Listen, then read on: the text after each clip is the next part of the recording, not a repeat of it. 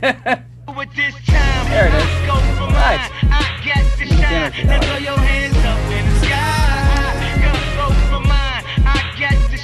Hello, everybody. I guess I'm on. Wow. Thanks for tuning in to another This Week in Startups. This is episode number, Tyler? 20.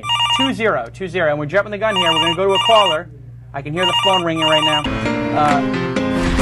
Wow. We've got a lot going on today. Guys, as you can see, Alex Miller, who is the producer of the show, I guess he's a producer, he is out today. So we have J-Mac and Crute manning the TriCaster, which basically means they're going to play every possible video clip while I'm speaking. No big deal. Don't worry, guys. It's the internet. Nobody's watching, except for the 255 people in the chat room currently live. But thanks for tuning in today.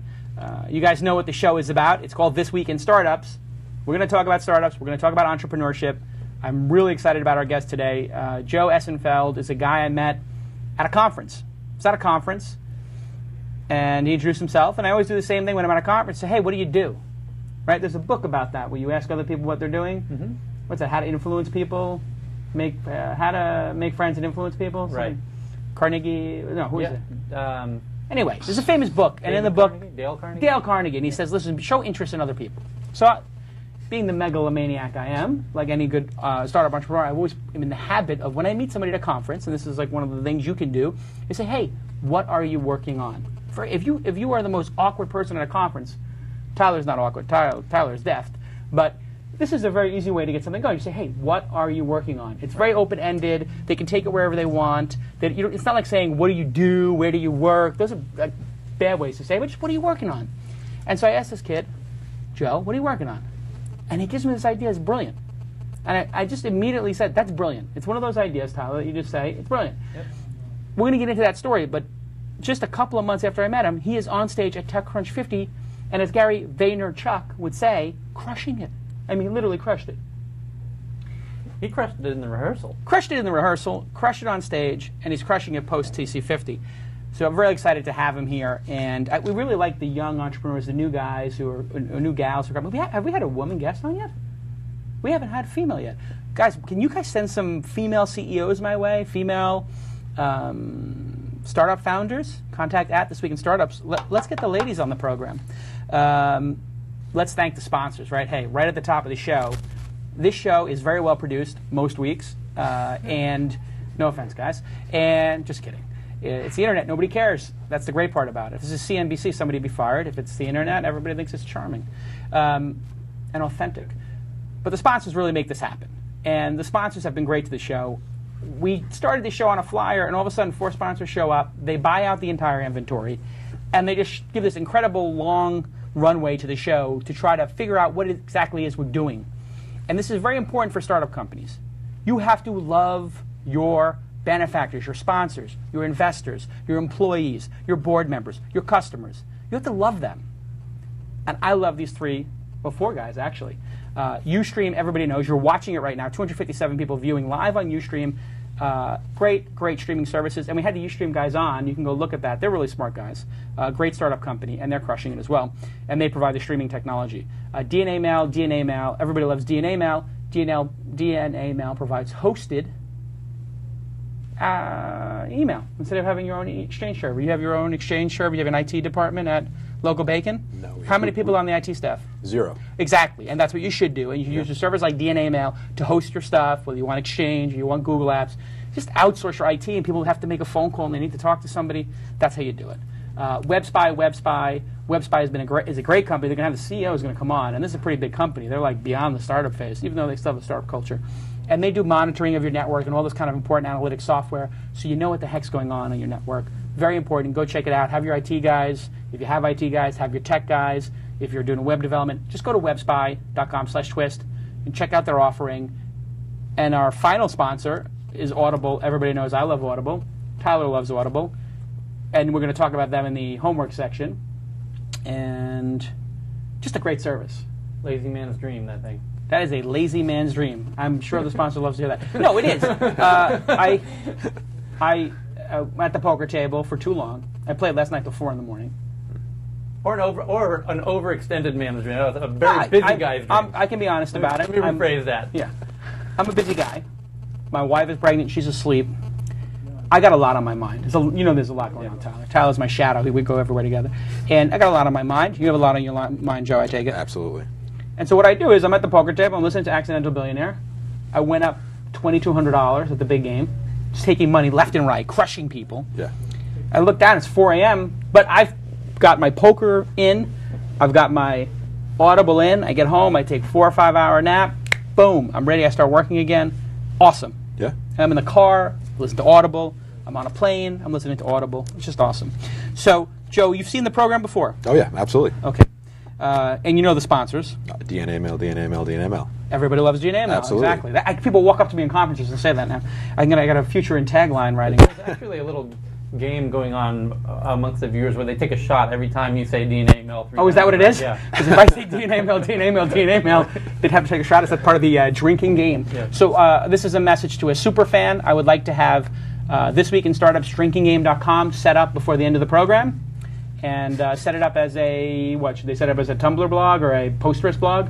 Anyway, you set Posterous. Set it up Posterous. We like Gary. So one of the super fans, This Week in Startups, drinkingGame.com. And let's have some fun with it. Somebody do that. The fans on the show are ridiculous. So everybody knows, thank the sponsors on Twitter. Did you see Read White Web? Read White Web? Say that 5 times. White Web. Yeah, easy for you Read to say. Write Web. Read White Web.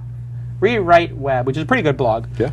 No, it's good TechCrunch, but it's 60, what do you say, 70% of TechCrunch? Good. Different perspective. I don't have A little different. Yeah. I'm joking. I have to back my boy Mike. Anyway, Read Write Web is a terrible name because you can't pronounce it, but it's a great blog. They now, every week, ask their people to tweet the sponsors. Nice. Pretty flattering that they took the entire concept from here. You should go do that right now. Just tweet. It costs you nothing to do this. You don't have to pay for the show. We're not charging you. You get all this great content for free. You get to hear from all those great sponsors. You get Tyler's Insights, which is a bonus. All that for free because of the sponsors. So just thank DNA at DNA Mail, at WebSpy, at Ustream, and at Audible_COM. And can the person with at Audible just give it to them? Please, can we work that out? Ridiculous. It's ridiculous. I have to say _COM just for my sake. Give them their Twitter account back. You know that at the beginning of the show we have Ask Jason. Absolutely. It's everybody's favorite part of the show. Let's take a call. Let's Sure. see what somebody needs help. I agree. Let's take a call, and there's we play the graphic. There it goes. There's the phone going on the graphic. Beautiful. It's a professionally produced show. All right, and so there's the phone ringing, actually, and I hit the speaker phone. Okay, hello, Billy.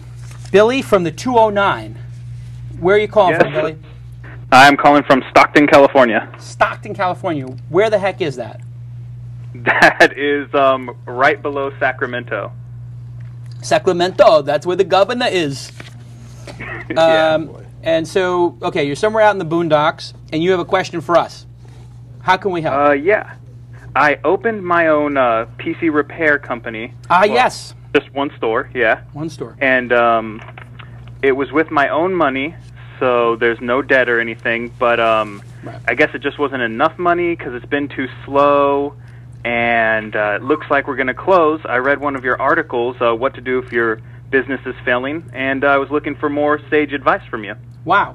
Can I ask, how did you stumble upon that? Did you just do a Google search for failing business or something? Or did your friend send it to you? Yeah, one night I was actually just online, and I was thinking to myself, well, maybe I should type this in. Maybe somebody else has had a failing business, and apparently you have, and you wrote an article. So I wonder what we're ranked for failing business. So you're basically saying when you type in failed business, I come up. Coming up, yeah. Wow, that is just awesome. you had an article. Complete failure, George Bush. Failing business, Jason Calacanis. Fantastic. Okay, so let me just get this straight, because you emailed me. I told you call into the show because the common precursor to success, as we've said on the show many times, is failure. And as Bob Dylan would say, there is no success like failure. But failure is no success at all. So we got to get you out of this. It's great that you failed because you learned something, but we got to get you to the next phase. So I think if I remember from your email, you dropped 2 high societies on the business. Yes. Also known as 20 grand for those of you people who are not degenerate poker players like myself. So you put 20 large into this business, and so it's a franchise type business. Did you have to pay somebody for the name or something? No, actually, it is just a sole prop. Okay, so it's your business. You put 20 grand and you have a storefront. Do you have customers? Yeah, I actually have a small customer base that keeps me at least not completely in debt, but Right. you know. And so the money you invested in the business, I'm taking it. You had to put down $5,000 for the storefront or something like that, and $5,000 to set up the storefront or something like that. You put $10,000 into the physical plant. Yeah, I put money into it, and I had money aside for you know, until we got picked up here, Yeah. because there's just nothing. There's no PC repair around, so I figured Right. you know, my business would be the business, but I guess I didn't put enough into advertising, so nobody Right. knows I'm here. So this is a challenge. So you spent money on real estate and a space. That you didn't get like foot traffic from that. I'm taking it. That wasn't a big draw. So Well, yeah, I got a little bit from that, Little but bit. not enough. Yeah. and so you got rent every month, but the rent doesn't help. It seems to me like this business is one of those businesses that you don't even need to have office space for. So you can drop the office space. You have a couple of clients that like you. They pay $50, $75 an hour. What do they pay per hour for this business? Actually, yeah, it's $50 an hour. Okay, so $50 an hour, it might be too cheap, and so you might be able to raise your prices. At $50 an hour, people don't complain, right? I mean, that's a bargain, I think. Yeah, it is actually a bargain. I did that to compete with all the big dogs that they had there. I wanted to steal some of their clients. So. Right.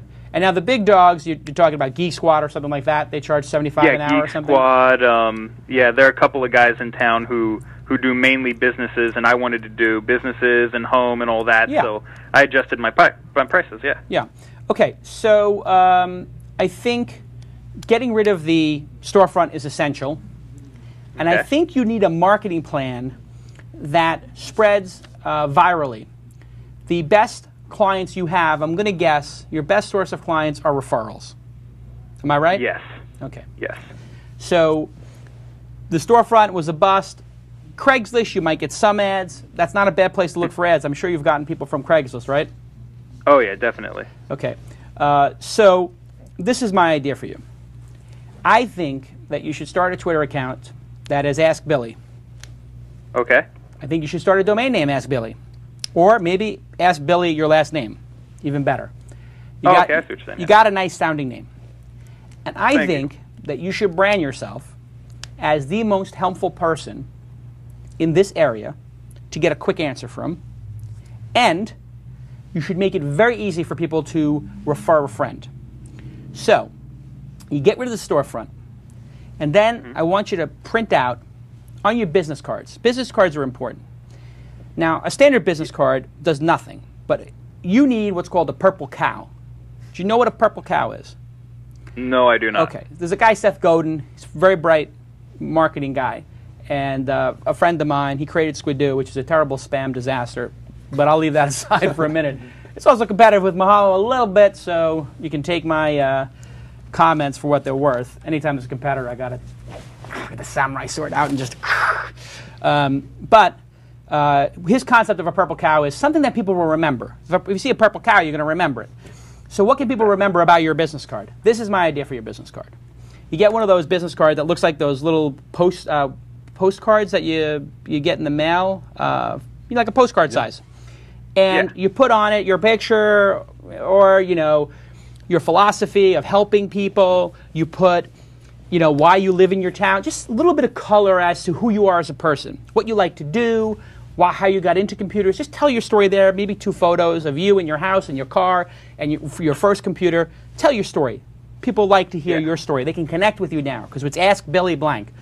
Now, on the back of the card, I want it to say, refer a friend. And it will say, the text will say something to the effect of, I've used Billy's services, and he's done a blank job. Right, like Mad Libs? Yeah. I highly recommend, if you have a problem, giving him a call. And at the bottom, you write their name. And then you give them, you can get these professionally printed, but when you have somebody who's a good client, you say, I really appreciate that you've been such a good client to me. And no pressure, but if you happen to have anybody who has a problem, I like to work with good people, and you're a great person. I'm sure your friends are good, and they may have a need sometime. can I give you 5 of these postcards? If anybody claims them, I'll give you an hour of free tech support. Now your acquisition cost for a new customer is $50. I'm guessing your average customer calls you 4 or 5 times a year, 3 or 4 times a year. What is it? It's probably actually more about 10 times a year. Okay, and each time the average billing is $75, $100, what, hour and a half, hour? Usually about an hour to 2 hours, yeah. Okay, so let's call it 75. That means you're acquiring a customer for $50 and making $750 from an average customer. Now you have 0 marketing costs. The cost of making these flyers is going to cost what, Tyler? Nothing. $100? Kinko's, yeah. Kinko's $100. GotPrint's the cheapest. GotPrint. So you go to GotPrint, Joe says. You print these things up. Okay. These things you got to spend time on. You've got to make it really personal. You need to have great photography on the cover, something memorable. So when the person hands it to the other person, they can talk about it. That's what they call buzz, right? So your business card is buzzy. And your business card is actually a refer a friend card, like the Netflix card. You get Netflix, or have you seen Netflix? Yeah. Netflix got so many subscribers, which people said, and this is 10 years ago, but people said about Netflix, this is a great product. I love this. And every time they got their product in the mail, there's a little thing you can rip off and hand to your friend. Brilliant. That's what you need. Definitely. All right, yeah, that sounds good. If you do this, I think it's going to work. Joe, you have any advice for him? I'll do it, yeah. Well, it's actually interesting. I was in this business for a year, and I did at-home PC repair for people like you. It was mainly executives, and the killer marketing application I did was oversized postcards, and I mailed them to wealthy zip codes. And I did the exact thing you recommended, where I gave my story, where it's like, do you want a geek from Geek Squad coming in, or do you want someone professional who knows about business and computers? Right. Great business. Yeah. And I did flat pricing, no hourly. So I said, if I'm going to take your spyware off, it's $150, but that's it. You know what you're getting into. Oh, okay. So that's actually, do you do flat rate pricing for these kind of things that get people scared? For home, yes, I do flat pricing. Yeah. So I also think that your pricing is a little low, which is good for now. But when you get to the point where you start to be busy and you have, whatever, $2,000 a week in calls or $1,500 a week in calls, whatever it is, then when you get to that point, the pricing goes up to $75. The other people per hour. The other people are grandfathered in at their $50 rate. Any new clients you take are at $75. Make sense? Yeah, it makes perfect sense. So that you can slowly build up. Don't be afraid to raise your rates. And you can even say to the existing people, listen, the rates went up to 75. I'm going to grandfather you in at 60 if that's okay. So it's only $10 more per hour, but you're still getting that 50. And they'll be more than happy. It sounds like you're a good guy. But let's start branding Billy. Let's ask Billy. Okay, yeah. That sounds like a really good idea. All right, Billy. You going to call us back maybe in a month and tell us how it goes? Yeah, I'll definitely let you know. All right, Billy. Keep your chin up, because you know what? Listen, I've gotten hit by the ball many times. But then you keep swinging the bat. Even I got lucky. It hit it right at the park. And hey, if you get hit in the head with the ball, sometimes you get on base too. That's what my coach used to tell me: lean into the ball and get hit and get on base. Can you imagine a little league coach telling you, "Do not"? This is in Brooklyn. This is this is what I went through. The guy said, "Don't swing the bat. Lean in and get hit." So you were a star player? No, I was like 10 years old, and the guy's telling me, "Don't swing the bat." So you know what I did? I went up, I swung the bat 3 times in a row as hard as I could, and I used to hit the ball sometimes. I was like, I'm not getting hit by the ball. What the fuck is this guy? Oh, can we get a bleep? 127-21. Sorry about that. But anyway, there you go. Good luck with it. We're rooting for you. You have my email. You email me anytime. If you get in despair and you're having a hard time, call me. I'll put you on the phone with Tyler. Because that's who I talk to. Thank you. All right, man. Be cool. There we go. That's pretty good. It's a little bit of a long call. What did you guys think of the call in the chat room? I am watching the chat room right now. I see people up. Somebody said take a drink. Tom Moore said take a drink. I think that was a pretty good call. Yeah. Yeah. We have another call. Let's take this next call. I'm going to interview you after we get a couple calls in. People love the calls. It gets the juices flowing. I like the calls. Yeah. All right. Next caller, please. There we go. Look at that. We have a ringing here. Peter from the 630. Are you there? I am here, Jason. Did you hear the last call? No, I didn't. Okay. No worries. So, Peter, tell me, you're calling in. How can we help you? Well, about 6 weeks ago, I called in for Ask Jason telling about my idea for GeekStack, an online trading card game. Yes. Featuring the heroes of science and technology, and I wanted to follow up. Tell you what's happened since then. I think this is the first follow-up. Yep. So this is a follow-up. Do you remember this call? I did. I thought it was So a great Joe idea. remembers the call. Everybody thought this was a great idea. Now, I'm going to recap the idea. You tell me if I got it right, because you pitched it so well. Okay. Our friend here, Peter, is creating a card game like, what's the other card game called? That's like Magic. the Gathering. Magic the Gathering. But instead of putting elves and warriors or whatever nonsense is on that, he's putting scientists and intelligent people, because he's got a passion for that, on the cards. So you could have Nikola Tesla and Albert Einstein on cards and have them battling each other and doing all kinds of different things. So it's an incredible game. Kids learn something about science. You could sell these things at school. And he told us about this idea, and we said, well, this is brilliant. He's thinking, maybe I got to raise a ton of money for this. And I said, I don't know. I think you got to make a couple of cards and show them to people. And once they see that, it's such a purple cow. Absolutely. It's so unique. They're going to have passion about it. Yeah. And I said to you, why don't you just put this on 99 Designs for $50 and see if somebody can design it for you, make a prototype, and see what people think. Yeah. What did you do, Peter?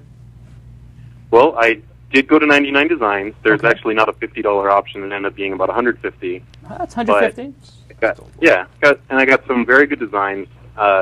It was hard to choose because there were several that were excellent, but there's one that did win, and I thought it was great, and I've used it everywhere since then. Actually, I wrote a page on my blog with the picture as well as the updates, a lot of stuff I'm going to say in more detail. If you want to pull it up, it's at bit.ly/geekstackupdate. bit.ly/geekstackupdate. Yep. Okay, I'm pulling it up right now on my computer. Let's see if it And loads. you'll be able to see the winning picture, and it captures what I was looking for. That I just didn't want pictures of people. I wanted something powerful, something to show the scope of their accomplishments and all that. I think you'll see it in the picture of John von Neumann when it comes up. Yeah, unfortunately, my connection is not working so well here. Are you on wireless? Jay. I'm on wireless, yeah. My, it came up for me. Strange. So tell me about where the business is at. You built the prototype, and I got to shake your hand and see it, actually, myself personally, at TechCrunch 50. You took the trip out there. Where are you from, again? I can't remember.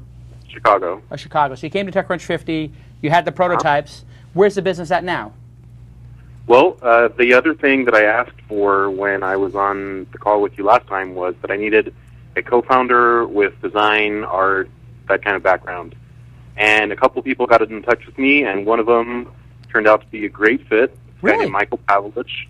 He's a senior at Illinois State, so not only is he a good fit, but he's down the road. He's from Chicago. He comes up here on the weekends to see his family. So we've worked online for about a month, and we got to meet in person, work together for a while last week. It was really about as much as I could ask for. So he is working on the website, the front end, the graphic design. Really? I'm working on the game engine. I've had to rewrite it a few times, but each time it gets better. It gets smaller, easier code, easier to extend, all that stuff. We're looking to have a playable demo, not the finished game, but something you can look at and work with by the end of the year. He's got a big incentive because this is his senior class project. Oh, really? Great. Yep. So pressure's on him. And that's where the business is. When I was out at TechCrunch 50, I met quite a few people who were interested in it too. The guys from Spawn Labs, I talked to them and they loved it. Oh, so cool. big thumbs up with them. Yeah. And I met a couple people who I talked to about actually being on the cards. Oh, you're and kidding. Working through the Wow. their people getting agreements in place, talking about what they want out of it, what they need to contribute, and how I can help them. And Do you have to get permission, do you think, or no? I think Unclear? It's not clear. I've heard different opinions from different people I've talked to, from the legal side, but I want to have people engaged in it, involved with it. So anybody that I can interact with, I think it's going to be that much better. Oh, well, here's an idea for you. A friend of mine, his name is Elon Musk, and he is doing the company called SpaceX. He did PayPal. He's also doing Tesla. He's a pretty brilliant guy. He's a good friend of mine. And he is the chief... I just watched the special episode with his brother. Yeah, I had Kimball on last week, correct? A special episode. And he's a pretty hardcore engineer guy. And if you make a card for him, I will personally email it to him. And I think he'll get a kick out of it. But I think these things only cost you $100 to make, and probably at scale, maybe less. Yeah, you should start making these. People are gonna respond when they get them. I think it's a great way to actually. The great way to get these people involved is to actually just send them the email and be like, "Hey, I'm a big fan of yours." I mean, if I got one of those, if somebody did this for Web 2.0 and internet, and somebody sent me my business card with me as a superhero, I'd be like, "Really? Wow, this is awesome!" Make me a poster. I've already thought of what yours would be like. You'd be sitting at a poker table with your poker visor on, and you'd be holding a hand of cards out. Right. But instead of playing card backs, they'd be the backs of Weblogs Inc. and AOL. It's pretty smart. Pretty smart. Yeah, exactly. This Week in Startups. Very smart. So this is going to happen for you. I think you're going to make this happen. What do you need now? Is there anything you need, or you just need time to build it out? Time to build it out. I talked to a couple of investors at TechCrunch, and they said, this is really neat. I like it. Call me when you have a demo. So that's what we're pushing towards now. Awesome. But I have a special offer. Jason, I've been listening to your lessons about selling. Okay, let's hear it. Let's hear the pitch.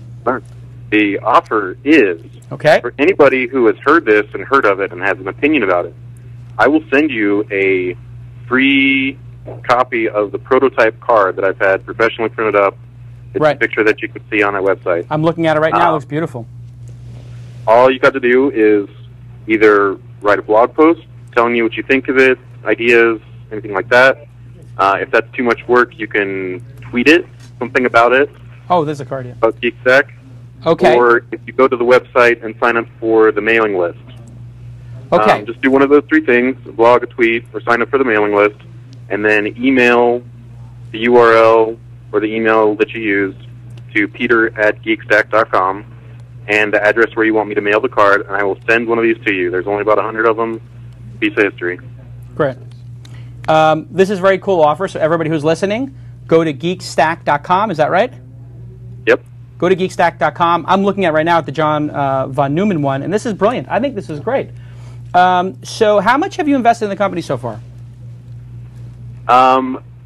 Aside from getting myself a better laptop to work on, I've put in maybe $300 or $400 so far. $300 or $400. Huh. Okay. And website hosting, rented a server, cheap server, paid for the design. Okay. And so to get 100 of these cards made in artwork is going to cost $50 each? That's $5,000? $150 each if I go through 99 Designs. Well, some of these guys would do More it or less if I go through. How many are you going to find someone who can do them in bulk. How many are you going to make in the initial pack? 50? Looking for the initial set for the game to be between 200 and 300. Oh, wow. So you have to make 200 for the game at, let's say, $50 each. That's $10,000. Yeah. Mm-hmm. Okay. And then you have to print them. What's the printing cost going to be to make these packs? The printing, I think, is going to end up being less than paying for the art, from what I've looked at. So $5,000 or something? But we're starting with online versions so that we can have more access to playtesters, work out the kinks in the game. Got it. Once they're printed on cards, they're set in stone, and there's not the ability to undo or change things. Cool. So not too worried about printing costs yet. And if you were to print them, what does it cost to print a set of these? Do you think is it going to wind up being $1 to make a pack or $2 to make a pack? And then what are you going to sell them for? $5? Depending on it just depends on how many of them get printed. But I think $1 to $2 a pack, and selling them for $5 is probably about right. I think your idea is beyond brilliant. Yeah, it's going to work. Thank you. I think you can print it for a lot cheaper than that, too. Yeah. When you do scale. Joe likes the idea. I like the idea. I want an update in a couple of weeks, couple of months about this, and I think I am ready to invest in this company. I think if you get the game built, I'm going to have one of my nephews play the game. I'm going to find 2 or 3 kids to play the game, and if they think it's cool, I'm going to make you an offer to invest in this company. You think this is going to work, right, Tyler? It's It's amazing the percentage of these kinds of opportunities that work out. You know what I mean? Yeah. It's like white guys in hip hop. It's like on a percentage basis, it works out really well. I have no idea what you just said. That was an incredible Is that a good thing or a bad thing? No, it's a great thing. It's a great thing. Okay. Okay, It's like wheelchairs at Disneyland. It's like you're going right to the front of the line. gotcha. All right, so that's an insight from Tyler. All right. You're like a wheelchair at Disneyland, whatever that means. But okay, you have a sense this is gonna work, right? Right. And you have a sense that this is an entrepreneur who is not gonna give up. He's gonna fight, and he is passionate, and he'll do whatever it takes. Well, he seems kind of mellow on the phone, but I get the sense. I know. Maybe he may speak in a calm tone. Right. He may not be spastic or hyper like me or other people, but I clearly get your passion for this project, and I clearly think you're going to bring it over the finish line. And that's really what it is, because starting is easy, finishing is hard. Yeah. And you're going to finish this. Just think mellow like a freight train. Mellow like a freight train. I like it. All right, Peter, get this done. You email me immediately when it's done. I'm going to put some beta testers on there. I got my nephew Isaac and my other nephew Nicholas, and I'm going to put the two of them on it because they're internet kids and they like this kind of stuff. How old are they? Like 13 and 12 and 14. So they're like right in that sweet spot for you, probably right before high school. Like, what's that? A tween? That's probably It's pretty much the sweet spot, right? Yeah. And these are much smart kids. Where puberty is raging, that's the best time. And these are smart kids. They're going to like this. And I highly recommend you make the Elon Musk card and send it to me. And I will send it to him. All right. And I'm trying to think of Nathan Myhrvold's another good one. Do you know Nathan Myhrvold? He's was the chief scientist. I know who he is, yeah. So Nathan Myhrvold's a friend of mine. I will do the same offer. I will email 2 different billionaires for you. All right. I like billionaires. And personally send these 2 billionaires your card. I just realized they're billionaires, all right. both those guys. Okay, Peter, you're my hero. You're killing it. You're crushing it. I am absolutely thrilled that you called back in. I was thrilled that you came to TechCrunch 50. Keep me appraised of your progress. I will do that. Okay. Starting is easy. Finishing is hard. Hard. Yes. Okay, we'll talk soon. Bye. I mean, come on. Does it get better than that? I mean, is that not... It's just awesome. It's just awesome. Yeah. This guy called in. Can somebody cut the tape of him calling in the first time and then cut the tape of the second time and call it, on YouTube, call it Geek Stack Parts 1 and 2 from TWiST.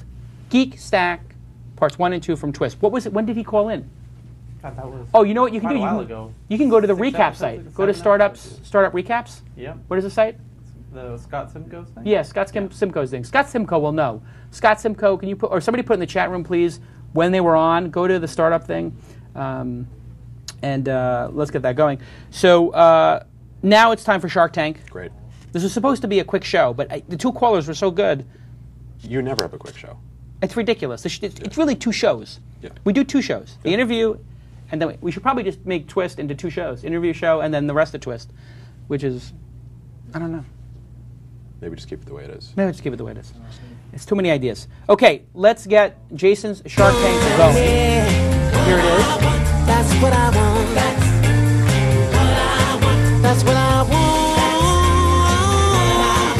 What I want. That's what I want. There you go. Shark Tank with Jason Calacanis. Everybody knows the origin of this segment. Mark Burnett's people called me twice. We love you. We love everything about you. You're the greatest. Blah, blah, blah. We got your Wikipedia page bookmarked. All this other nonsense. They called me twice. Okay. I didn't call them. How can we talk to you? This and that. Hold on. Let me get the call here. Hello, Ian. Are you there? Hey, I'm here. Okay. Hold on, Ian, because I'm ranting for a minute. So they call me, Mark Burnett's people, twice. Shark Tank, Shark Tank, Shark Tank. You've seen Dragon's Den. And ironically, when Tyler and I were in London, everybody's like, you have to be on Dragon Den. They should have you on Dragon Den. You would be perfect for Dragon Den. Yeah. You're an entrepreneur. You give good advice. You invest in companies. You would be perfect for Dragon Den. And we're like, what's Dragon Den? So they explained to us. We watch it. We said, that's a good idea. Somebody should do that in America. Yeah. Sure enough, they bring it to America.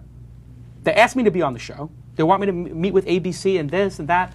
I said, okay, fine. Talk to Tyler. Because Tyler vets these things for me. Sure.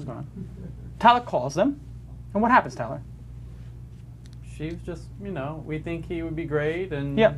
or we hope it works out, and Yeah. there'll probably be some get-togethers, and okay, yeah, Right. So, And then what? And then nothing. So I'm like, really? Very professional. You call 3 times, and then you never even respond and say, like, listen, hey, we got another person, or this and that. And not that I care. I mean, I do care a little bit because it would have been cool to have been on it. But I also watch the show, and they're kind of jerks on the show. I mean, they sort of like, I mean, I know it's got to be television, it's got to be dramatic, but that's not the way entrepreneurship works. You see how we work with Peter and GeekStack? Yeah. I mean, we're here to make the entrepreneur grow, to help them, to support them, to motivate them, and give them tools to succeed. On that show, they're there to destroy the entrepreneur. You cultivate them, and they're destroying them. Right. It's cultivation versus destruction. Just do yourself a favor there. Make sure you're not playing the sound, Ian. Ooh. I think he's being attacked by aliens. I think Ian's being attacked by aliens. I think that those are the Cylons coming in. Ian, are you there? Jason, how you doing? Hey, so if you do you have us like open air on Skype or something? Because you're making a lot of noise there. Yeah, you can't watch the show and be on it. You can't watch the show and be on it. Yeah. Let me. Can we get a? Yeah, let me hang this one up. Okay, they're gonna get him back in. So anyway, all that long nonsense. So then I was like, you know what? Yeah. I don't need Mark Burnett. I don't need ABC. No, just take their opening. 25,000 people are listening to this show every episode. It's probably twice as many as watching Shark Tank. That show's going to be canceled. Okay, Ian, do we have a better connection? Jason, how you doing? Oh, that's better. Okay, speak right into the microphone. You don't have us on speakerphone, right? No, I don't know. That's better. Okay, so you know the rules of the game. Take about 60 seconds, 90 seconds. You're going to pitch Joe and I, Joe Essenfeld of Local Bacon, one of my favorite new companies. Pitch us on your idea in 3, Right. 2, 1. You're on. Okay, I'm here to pitch Scholar.com. That's SCOLLA. It's a hosted communications platform for schools. Basically, I've got 3 children who attend 2 different schools. Each week you get bombarded with a whole bunch of stuff, parental consent forms, weekly newsletters, birthday invites, all of that good stuff. Basically, what happens is that all gets lost. The kids lose all that stuff. What you'll find is the ski trip letter gets top of the pile, but you'll get stuff like the report, the school report, the dodgy school report gets bottom of the pile. You don't even get to see it. What I propose is a technical solution to fix all this. Schools will save time, money, and the environment by not churning out all of these bits of paper each week. They'll be delivering these messages directly within the Scholar platform. Schools will be able to make use of real-time SMS updates as well to parents when needed, for example, if there's a school closure or a late return from a soccer match. Parents, students, and teachers all have logins. Parents can log in and make direct contact with a teacher if they want.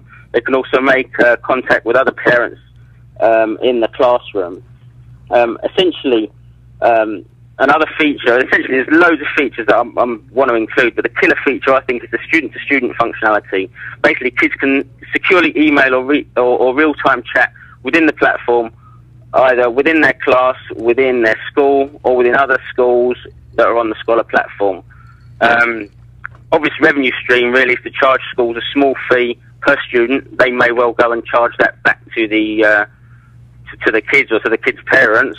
Essentially, that's it. That's Scholar. That's the idea. I'd love your feedback, Jason. Yeah. So this is a good idea, and I am actually on the board of a school, a private school that's about 10 years old. It's going into its 11th year, called Bay Ridge Preparatory School. You can see it at bayridgeprep.com. And Bay Ridge Prep is in Brooklyn, and I am the treasurer of the school, on the board, blah, blah, blah, blah. And they actually have a piece of software that is like an intranet for, it's an intranet for exactly this stuff. And I'm actually on their website For just their school, yeah? Yeah, for just their school. And so, okay, so you imagine if you could link that in with other schools in the area or nationally, internationally. That's kind of where I'm going with this. Okay, so that's a different thing. So there are school management platforms. You've researched those, right? Yeah. Okay. Now your idea, which was a little hard to get at, because you had every idea, and this is where a lot of entrepreneurs start. Don't worry, because when I started Mahalo, I said, well, what we're doing is we're creating a human-powered version of Google with a Yahoo Answers built in and a Wikipedia thing built in. And they looked at me and said, okay, you're building the 3 of the top 10 largest sites together as one. I said, yeah, exactly. And they all looked at me like I was crazy. And so a lot of times entrepreneurs start with a very big, wide vision, and then you sort of start to narrow it down. So narrowing down your vision, there are a lot of people doing school platforms where you can get paperwork and all that kind of stuff. But there is one piece in that in your idea, which is securely communicating across different schools. Yeah. And what is the goal of doing that? Why would I want to tell Bay Ridge Prep as a board member, you know, you need this platform so that Bay Ridge Prep can talk to this school in, you know, Oxford, and the 6th grade class there can talk to the 6th grade class there. What's the upside in that? Exactly, and that's essentially what I need to get over to these people. You know, it's a secure.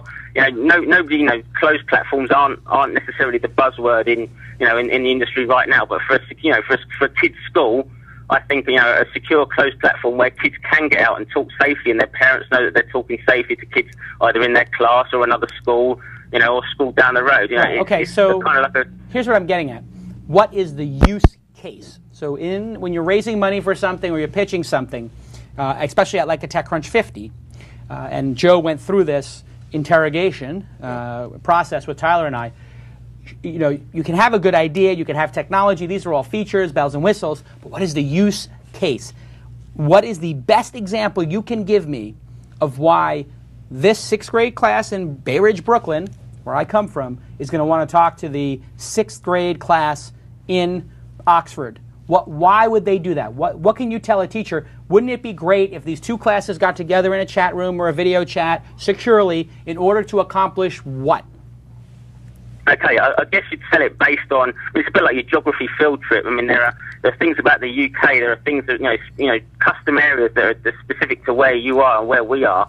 That, you know, you can basically share that knowledge. It's a bit like an exchange. You know, an exchange student who goes and spends a week at another family. You know, basically use technology to leverage that type of benefit. So you're getting closer now. And what I heard you say was exchange students. Yeah. And that, to me, I got it. When you said exchange students, I got it.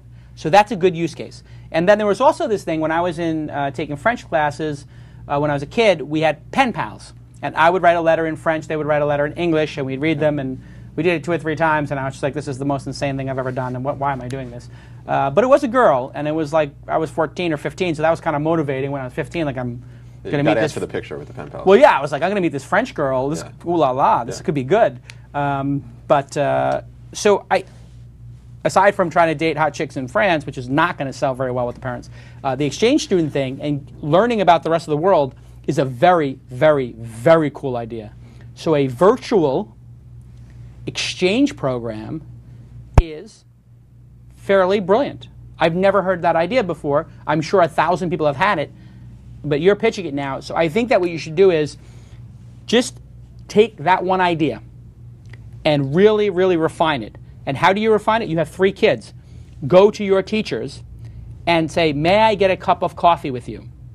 Or a spot of tea, as the case may be. And ask them what they would think of each of their students being in a chat room once every month or once a week for half an hour, interviewing another student from another country about their life and them interviewing them about their life with supervision, with the transcripts all saved, so there's no nonsense going on, and they write a paper about it. So I write a paper, I'm the kid from Bay Ridge, Brooklyn, I write a paper about somebody from Paris, I write a paper about somebody from Oxford, write a paper about somebody from Tokyo, and write a paper about somebody from Shanghai and somebody from Bangladesh. I mean, I think these teachers' heads are going to explode. And this is something that I would go to the Bay Ridge Prep people and say, we should try this at the very least. And this, what I like about this idea is this isn't necessarily a technology play, because there's plenty of technology to do this. You don't have to make the technology. You could leverage Ustream technology. We could get you on the phone with the Ustream guys, and this technology is free. They can customize it. They have a paid version, don't they, Ustream? What's it called? There's some paid version. Somebody tell me what that is in the chat room. Yeah, we saw that before. You spoke about it before on another show, on their show, in fact. Right, so you could make this in a pilot program with one of your kids' teachers, and then you just have to find somebody somewhere in Africa, the United States, and you know somebody in the United States, me. We might be able to actually do a pilot of this. It could be incredible. That would be amazing. So what you need to do is you need advocates. And the advocates in this case are going to be parents and teachers. You're a parent, get your teacher, talk about it and say, if we could have our students interface with some students in Brooklyn and just try this, where they get to talk to each other about life there, and this class has 3 speakers come up and present what they do every day and what it's like to live in Brooklyn. And where are you from in the UK? I'm from just outside London. Right. So this could be, we could probably do this year, before the end of the year. So you just have to get one of your teachers on board, and then I'll try to get one of my teachers on board, and we could try it, and then you document it and you videotape it. Now you got a sales pitch. When you walk into a venture capitalist, this pitch goes from being, nonsense and some guy gibberish, blah, blah, blah, blah, blah, to I'm watching a videotape of this happen. I have kids. All these VCs have kids. They might buy this. What do you think, Joe? So is this potentially something you'd be interested in investing in as well? Can you see this as a goer, really? You know what? I don't know you and your background, number one. So I'd have to look into that, make sure you're not a felon. Or if you are a felon, it wasn't for something violent. And you have a good explanation for it. Number two, I'd have to see you take it further, honestly. So if this was your 4th startup company, or your 2nd, and you had a successful exit already to Google, maybe it's like a no-brainer. But my basic situation, I have a couple of online businesses that I run. I essentially live off of those, but they're literally the lifestyle businesses. I earn a couple of $100,000 off of those. I live quite happily, 3 kids in private school, but I want to take this thing to the next level, Yeah. So I think what you need to do is, just like the caller we had on before, let's try to move this down the field a little bit, and let's see how far you can take it off of your sweat equity. Because as Mark Cuban always told me, sweat equity is the best equity. Taking money from people has a price. Sweating, you have no price. All you do is drink some more water, you sweat some more. Yeah, he's been one of the few mentors I've been able to have. But I want to hear Joe's thoughts on this. Joe, what do you think? Well, hearing you guys talk about it, it made me think about the ability to share lesson plans, where if you're sending messages and information between different schools, they're teaching pretty much the same thing. So if teachers all shared their lessons plans together, they could look at other resources for it. That was the idea that came to mind when you guys were talking about it. I would worry about with the virtual exchange student, like, how do you actually do a full curriculum if he's in another school? How would the logistics work behind that? Like, what were you thinking of with the virtual exchange student? Well, I was just thinking, as a parent, I'm going to be a parent, he's a parent, you would like, in this day and age, when the world is so global and intertwined, just for your child to have met somebody from another country and talk to them about their life.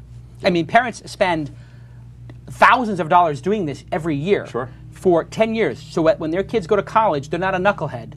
And let's face it, American kids are knuckleheads. I mean, most Americans don't have a passport. We're pathetic compared to people in Europe, where kids in Europe probably go to 2 or 3 countries a year. We don't even we barely go to 2 or 3 states in this country. I mean, we're knuckleheads. Yeah.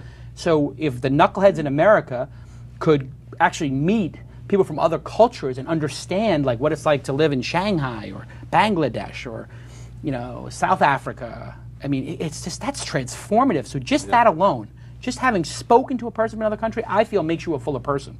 Absolutely. I mean, I know Tyler has become a very good person having traveled around the world. Well, I traveled a lot before we did. No, I mean, that's my point. Is like, honestly, Tyler, one of the things. Is there an insight? It's pretty much an insight, but it's not. It's my insight. So I'm not Tyler, so you can't play the music. But my insight is one of the reasons why Tyler is so critical to Mahalo as an organization and to me is because he is very international and he does know a lot about people and he has been around the world. So when we went to Tokyo or Korea, he speaks Japanese. He's been to Europe before. People say, "Oh, what did? Oh, yeah, no, I spent a couple of years here. I spent a couple of months here." You're just a different category of people. Yeah. I think, and so that's what I think. Forget about lesson plans. Forget about teaching anything. Yeah. What you're teaching is being a world citizen. Culture, yeah. Culture. That alone is enough. If the teachers want to take it somewhere else, if they want to discuss politics, if they want to discuss wars, if they want to discuss the UN, mazel tov. Mazel. Well, mazel for everybody. But Jason, you haven't mentioned monetizing it at all. Is it ever too early to think about monetizing? I mean, where do we go there? This is super simple. If I'm a parent, I would pay $25 to have, or $50, I would pay $100 to have my child do 1 or 2 of these with supervision.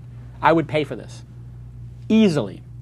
As a matter of fact, this is something that you could actually gift to somebody, a virtual pen pal, and we do the reconciliation. So you give the grandparent gives to their child a gift certificate for 3 hours or for 3 meetings of their choice. It could be 3 different people or 3 with the same person, 3 hours of talk time with another person that's supervised. So when the 2 kids are talking and they're on video chat, there's a monitor watching. And they may be watching 20 kids, making sure they're not doing anything inappropriate, looking at the transcripts, listening in once in a while. Right. I would pay for that. Yeah. I'd pay $50 an hour. I'd pay $25 an hour as a parent. So I think that there's a go direct to people at home, give it for free to schools, and then have the parents upsell the parents on doing more. So it's an international pen pal marketplace. Exactly. It's an international. Or an international. What do they call it when kids go away? Transfer student. I mean, Whatever. Exchange. Yeah. Exchange student. It's a virtual exchange student program. Parents pay thousands of dollars to send their kids this, so they'll pay $300 for this. Yeah. And what if they got badges or some achievement and a certificate? I've met 5 people from around the world. I've met people from each continent. I've met people from 10 different countries. Yeah. Then when they go to apply for college or they go to apply for high school or a private school, if you can staple to it, here are the people I've met from around the world, and give that on your transcript to a teacher or an admissions person, and they interview and say, oh, what did you do? Oh, you met somebody from South Africa? What were they like? Yes, I've met people from South Africa. Of course, I've met people from Bangladesh and Tokyo and Shanghai and here and there and Greece. I mean, that would set you apart from other students. Yeah, so for a $500 investment or a $1,000 investment, you might get into a better college. Yeah. I mean, this is real stuff. People will spend any amount of money on their kids. Yeah, they will. I mean, forget it. You think people will spend money on poker, drugs, cars, sex? Nothing compared to what they will spend on their kids. And you're getting ready for that. I'm getting ready for that. Poker's over. So much for the poker. Brilliant. I appreciate that, Jason. Ian, I think Fantastic. Ian, you got a great idea. Let's move the ball down the court. Let's try to make some progress. Will you do that for me? I certainly will do. And by the way, well done on those 11 million uniques as well, by the way. You haven't mentioned that yet, I don't think. You know what? I just don't like to... This show is about you guys. I try to make the show about other people. Same thing with TechCrunch 50. Yeah. You know, people know what I'm doing. They can go to Quantcast and see 108th largest site in the United States after just 2 years. But I'm not going to say it. Yeah. I mean, I will say it. But. I was looking for those iPhone 3GSs today. Yeah, exactly. Well, now we got this is the whole thing. I was told everybody to get $200 towards You need to follow through, Jason. I know. So anyway, what happens is then the developers come to me, and now they've got a whole... They're talking to the union representative about, can we do a Google Android phone? And I said, okay, fine. What am I supposed to say? I rant on Apple, and then they're like, well, I just said, as long as it does video and lets you upload videos to YouTube and email, that's what I want. I want everybody to have that kind of a phone. Yeah. And then I said, okay, maybe so put $200 towards Android. What the heck do I care? Anyway, Ian, I got to get onto the program. This program's too good. You have a great idea. Thanks for your time. Thanks for pitching us. Great idea. This is, 3 great segments. Really happy with that. Yeah. So let me just see here. I'm going down my rundown list here. We thank the sponsors, Ustream, DNA Mail, WebSpy, and Audible. We did 2 Ask Jasons, both pretty good, Yeah. I have to say. We did Shark Tank, excellent. Very good. And now it says here the interview segment.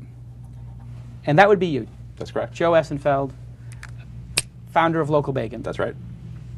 So explain to the audience how we met. Well, I actually saw that you were going to a Digiday Apps conference. Right. And you said that you only roll deep and you give 8 people a free ticket. So I wasn't going to spend $500 to see you, being a bootstrap startup. So I got one of the free tickets, luckily. Great. And then I went there, and the conference was okay. But I didn't realize that's how we got into that. Yeah. That's how we met. Okay. I know we met at the conference, but I didn't realize that it was because you were rolling deep. And so just for people's background, anytime I speak at a conference, Tyler says, if you want Jason to speak at a conference, you got to give him 10 tickets to a conference. They go, 10 tickets, oh my God. And then he's like, well, Jason charges a speaking fee. He's not giving you a speaking fee. He likes to give tickets to entrepreneurs or people who are on his mailing list.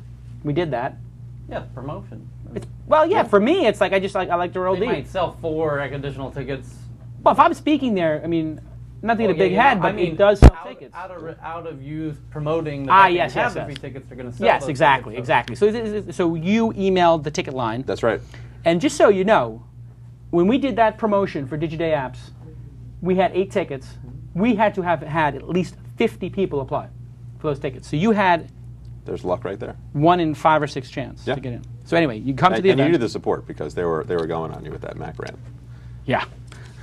So I go to the conference and then waited for the right time, when you were looking at your BlackBerry and weren't talking to anyone, and then pitched you in 30 seconds. You walked away and came back, and then you said what you said. Right. And we were actually just about to launch at, that day.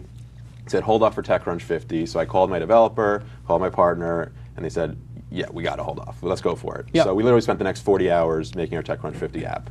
And this was July, I think, or something. Yeah. So July, we were in the thick of picking the companies. End of July. Yeah. End of July. We're in the thick of picking the companies. Many of the companies at that point had been picked already, actually. Yeah. And I heard the idea, and it's just one of those ideas that you go, yeah, that's going to work. It solves the two big pain points I have. Yep. So explain to everybody in your own words what the idea is. The idea from LocalBacon came from my experience hiring people. And there's so much noise on both sides. So when people apply to jobs, they're sending their application in, and it becomes one of 300. So as the employer goes through it, they're looking through 300 applications to find those 15 that work. So we figured the best way to clear out the noise was to actually charge the job seeker. And what that does is it creates a situation where they're going to apply to only jobs that they're very serious about. And in return for the 99 cents at a cost, which is pretty much the average cost on our site, we're guaranteeing them feedback. So they get to see exactly what the employer thought or the recruiter thought about their resume and when they looked at it. So, I get people saying, oh, I can apply for free. Why would I apply on LocalBacon? But if you're a serious candidate and you really want to get a job, is it not worth 99 cents to see when your application is viewed? Is it not worth 99 cents to get feedback? I mean, it totally is. It's worth more than that. So we operate on that premise, not charging employers to post to make sure we get the best content, and we're filtering it. So we don't let every job up there. We actually look at every single one, make sure it matches our profile. It's a full-time job, no multi-level marketing, no commission only, and we're hitting the sweet spot of $10 an hour to $60,000 a year. Those are the jobs that we're really looking to fill. And our demographics is about 18 to 24-year-olds, and they're loving the site. We haven't had a huge traffic spike, but the people that are using it, we're getting interviews for, and we're close to getting our first hire. Okay, so the thing that people immediately say is charging people to get a job, to apply for a job. Yeah. Bells go off. This could be a scam. Sure. This might be like those things where they have like model calls and they charge you $100 to apply for a job. Yeah, they find you in the mall and then... Or actually, somebody told me something crazy today, Tyler. There is a Keiretsu angel group. I think it's called Keiretsu. Do you know about this? Oh, yeah. I'm infuriated about this. Yeah. They charge so much money to pitch. It's ridiculous. This is the most disgusting thing. I am going to go on a jihad against this. This is going to be, can I get a graphic for a Jason jihad?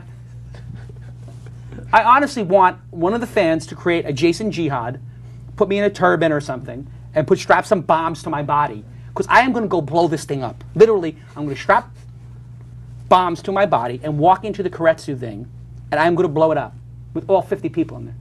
Is this inappropriate, Tyler? Well, now you know why some people will go to this measure. Is it inappropriate for me to say the word jihad? Someone's going to get upset. I don't care. It, yeah. I'm as angry as Osama bin Laden right now.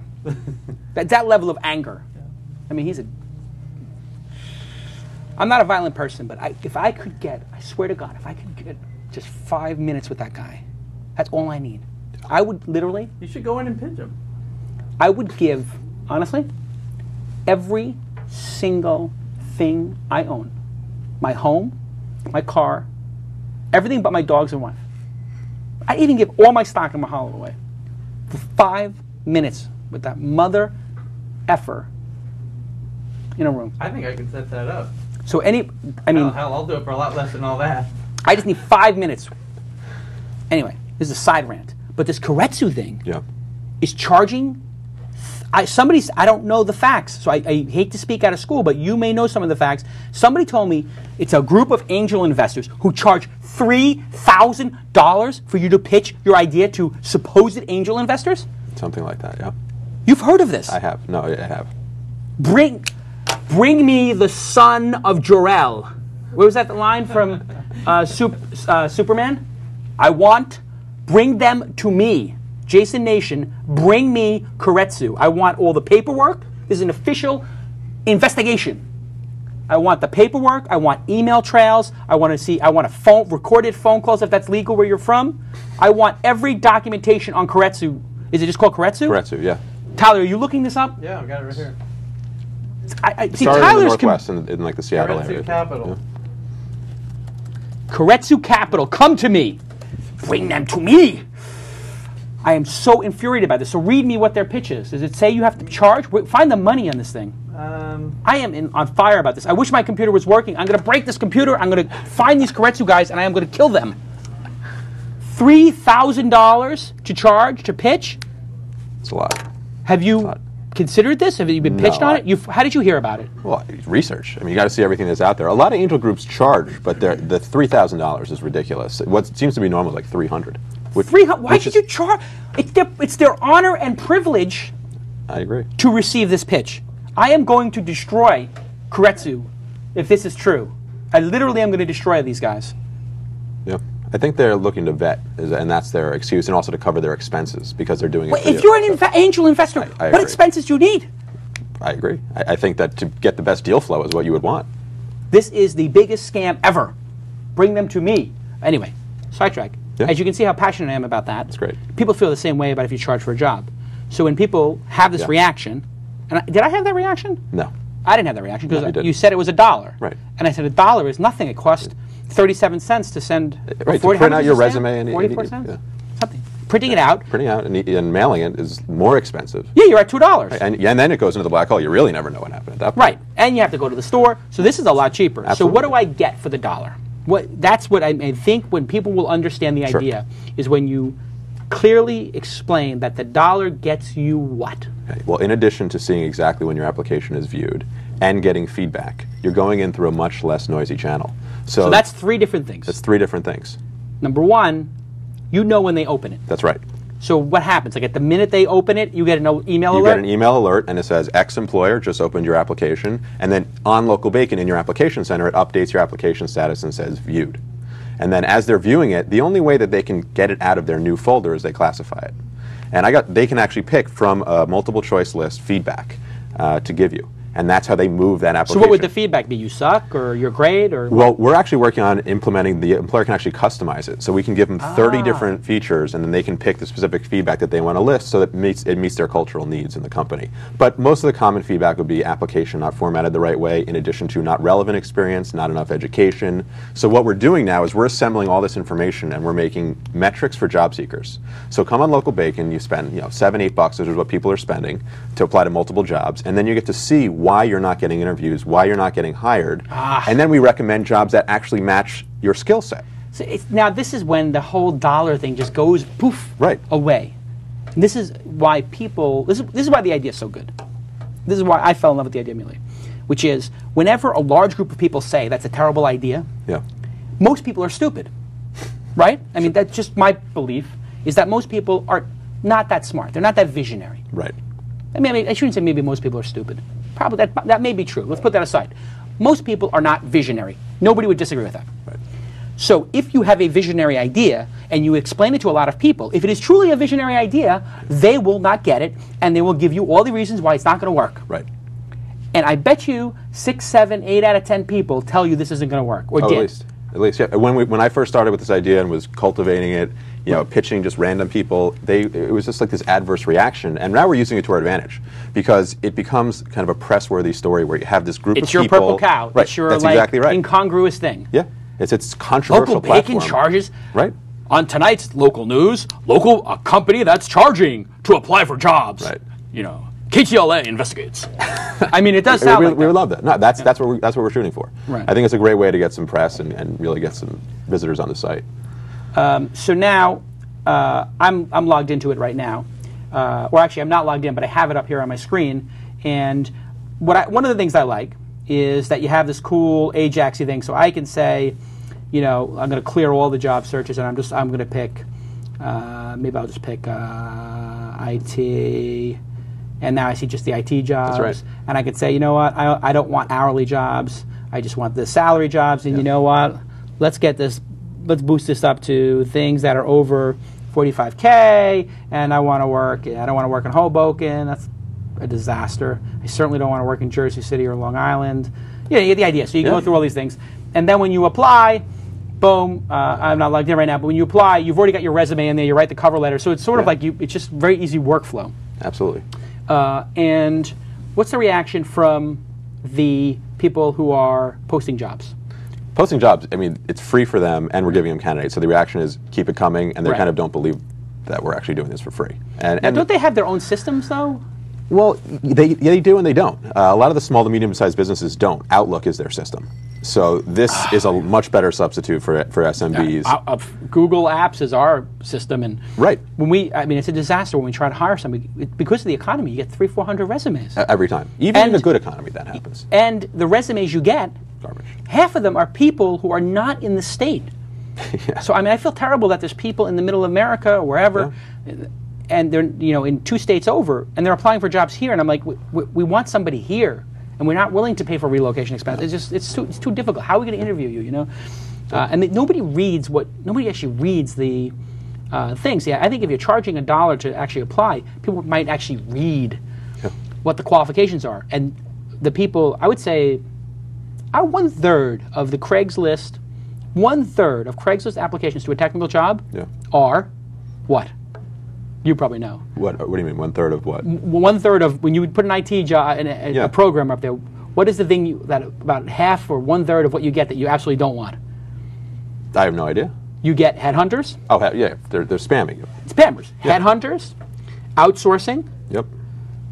Just my consulting company. I mean, I'm specifically said no recruiters, no consulting companies, no outsourcing. We're looking for a Python. Yeah. And nobody reads it. No, and then your email address is done because they know that that's a recruiting email address. So they just keep hammering. And so then, because these guys are doing the spray and pray technique, they're just going to hit every single job. They probably have robots doing that, I would guess. I think they're scraping it and they're getting the email scraping and roboting it? Yeah.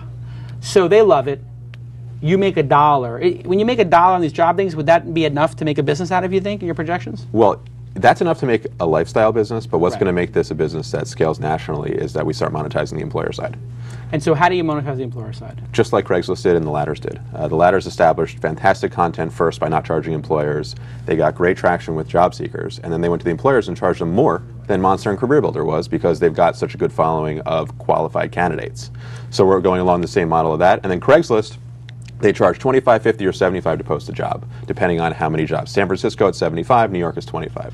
So as we get traction in a city, you know what? You've already hired 10 people off LocalBacon. It's $25 to post now. Yeah. And the employers are actually asking us when we're going to charge and how much. And when we tell them, anything below $100, they're like, if we're hiring people, we're willing to pay $400 because we're already doing it.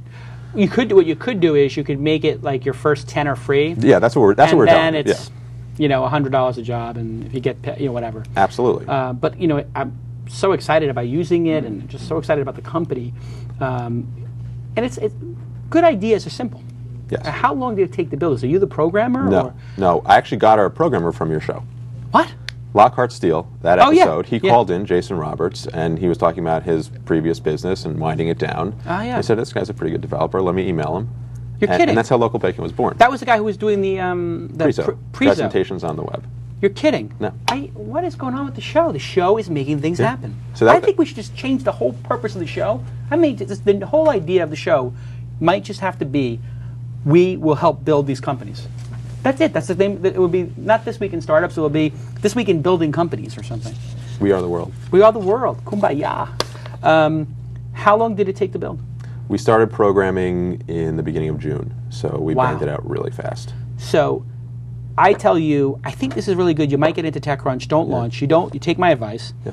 I get you on the phone with Heather Hardy and Mike Arrington, and somebody pitched me. Yeah, pitched you. And then somebody else, they eventually saw it at some point. So I pitched them, and they saw it. They thought it was very cool. Great. They liked the idea. And then all of a sudden, you're in. Yeah. It was an amazing 72 hours. It's fantastic. So now you're in. Yeah. And you come to the rehearsals. Right. So tell people what that's like, because people don't know that. That's like the underground stuff, and it hasn't really been spoken about too much. Yeah. But tell us exactly what it's like, good, bad, ugly, warts and all, how you were feeling, and what it specifically was, the rehearsals. Well, I thought it was a great setup for the rehearsals, because it was a Sequoia Capital. So you're doing it at a place that's just a phenomenal setting, and for an entrepreneur, you're walking into just a great environment to pitch. And before I got there, I really had no idea what to expect. I wanted to be prepared, but at the same time, I feel more comfortable kind of when I'm going off the cuff. So I was in the hotel writing on their little notepad kind of what I was going to say the night before. Right. And then I drive there, definitely nerve-wracking. You sit in the audience, you're making us wait like half an hour, 45 minutes, which is great.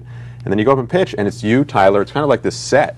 Right. And you basically say, okay, go, and you're on. And then it was just myself there, and I had the laptop and the screen, and I kept it within the 6 minutes. And when I was done, I had no idea how I had done. Right. I just know I didn't mess up, and I pretty much communicated what I wanted to. And then the most valuable part is that you guys really good constructive feedback. Right. You know, I showed the video to a lot of people who I, get advice from, and they said, their feedback was actually the best that it could have been. So.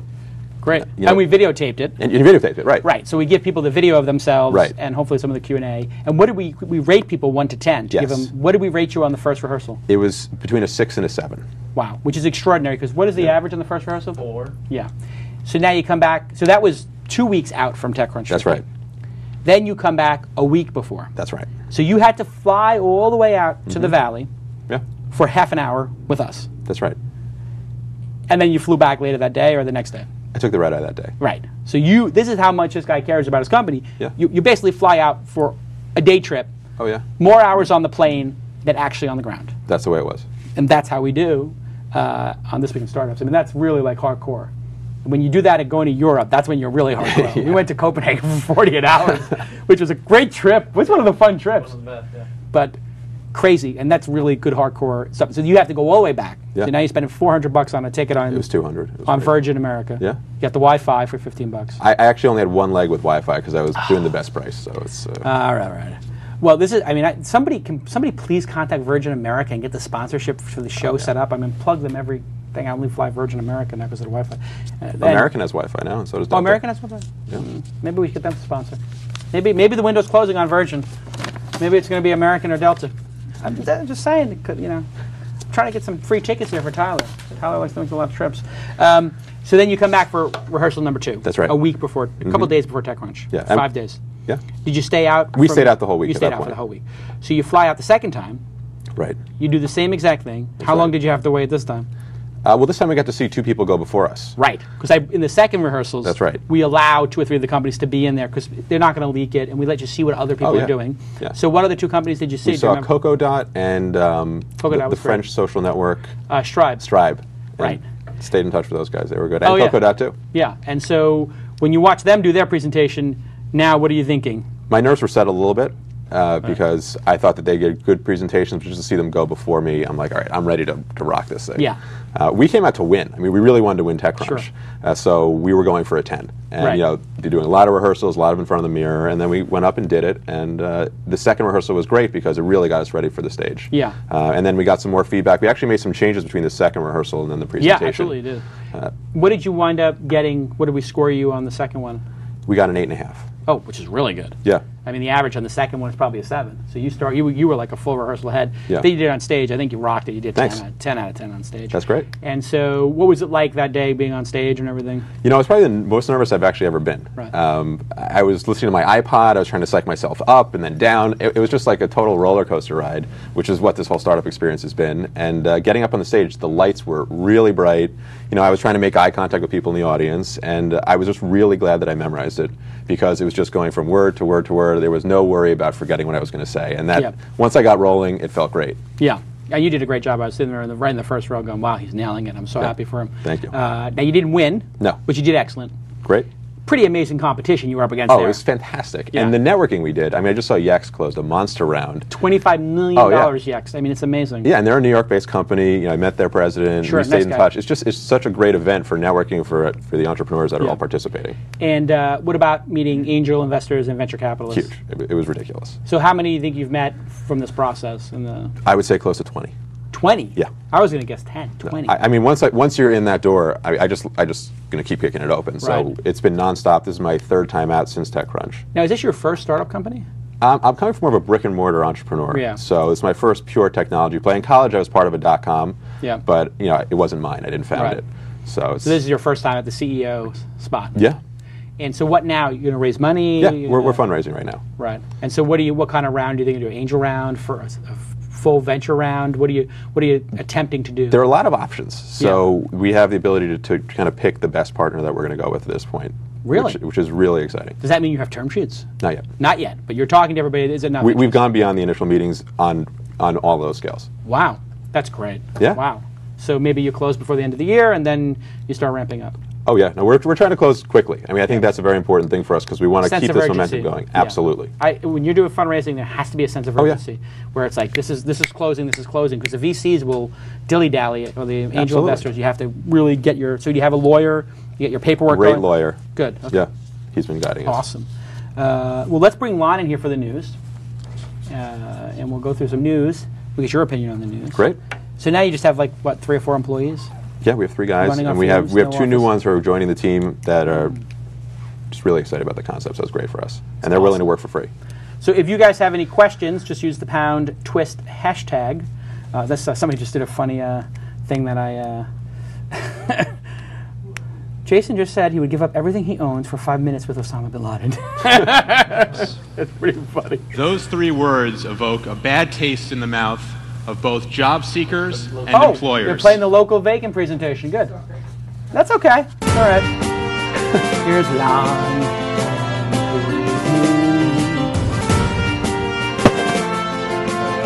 I love that. Very serious. Yes. Get in here, Lon. Keep the news music going because Lon's still I like that trying to jacket. get himself. Very nice. Jason Penny. Thank you. Awesome.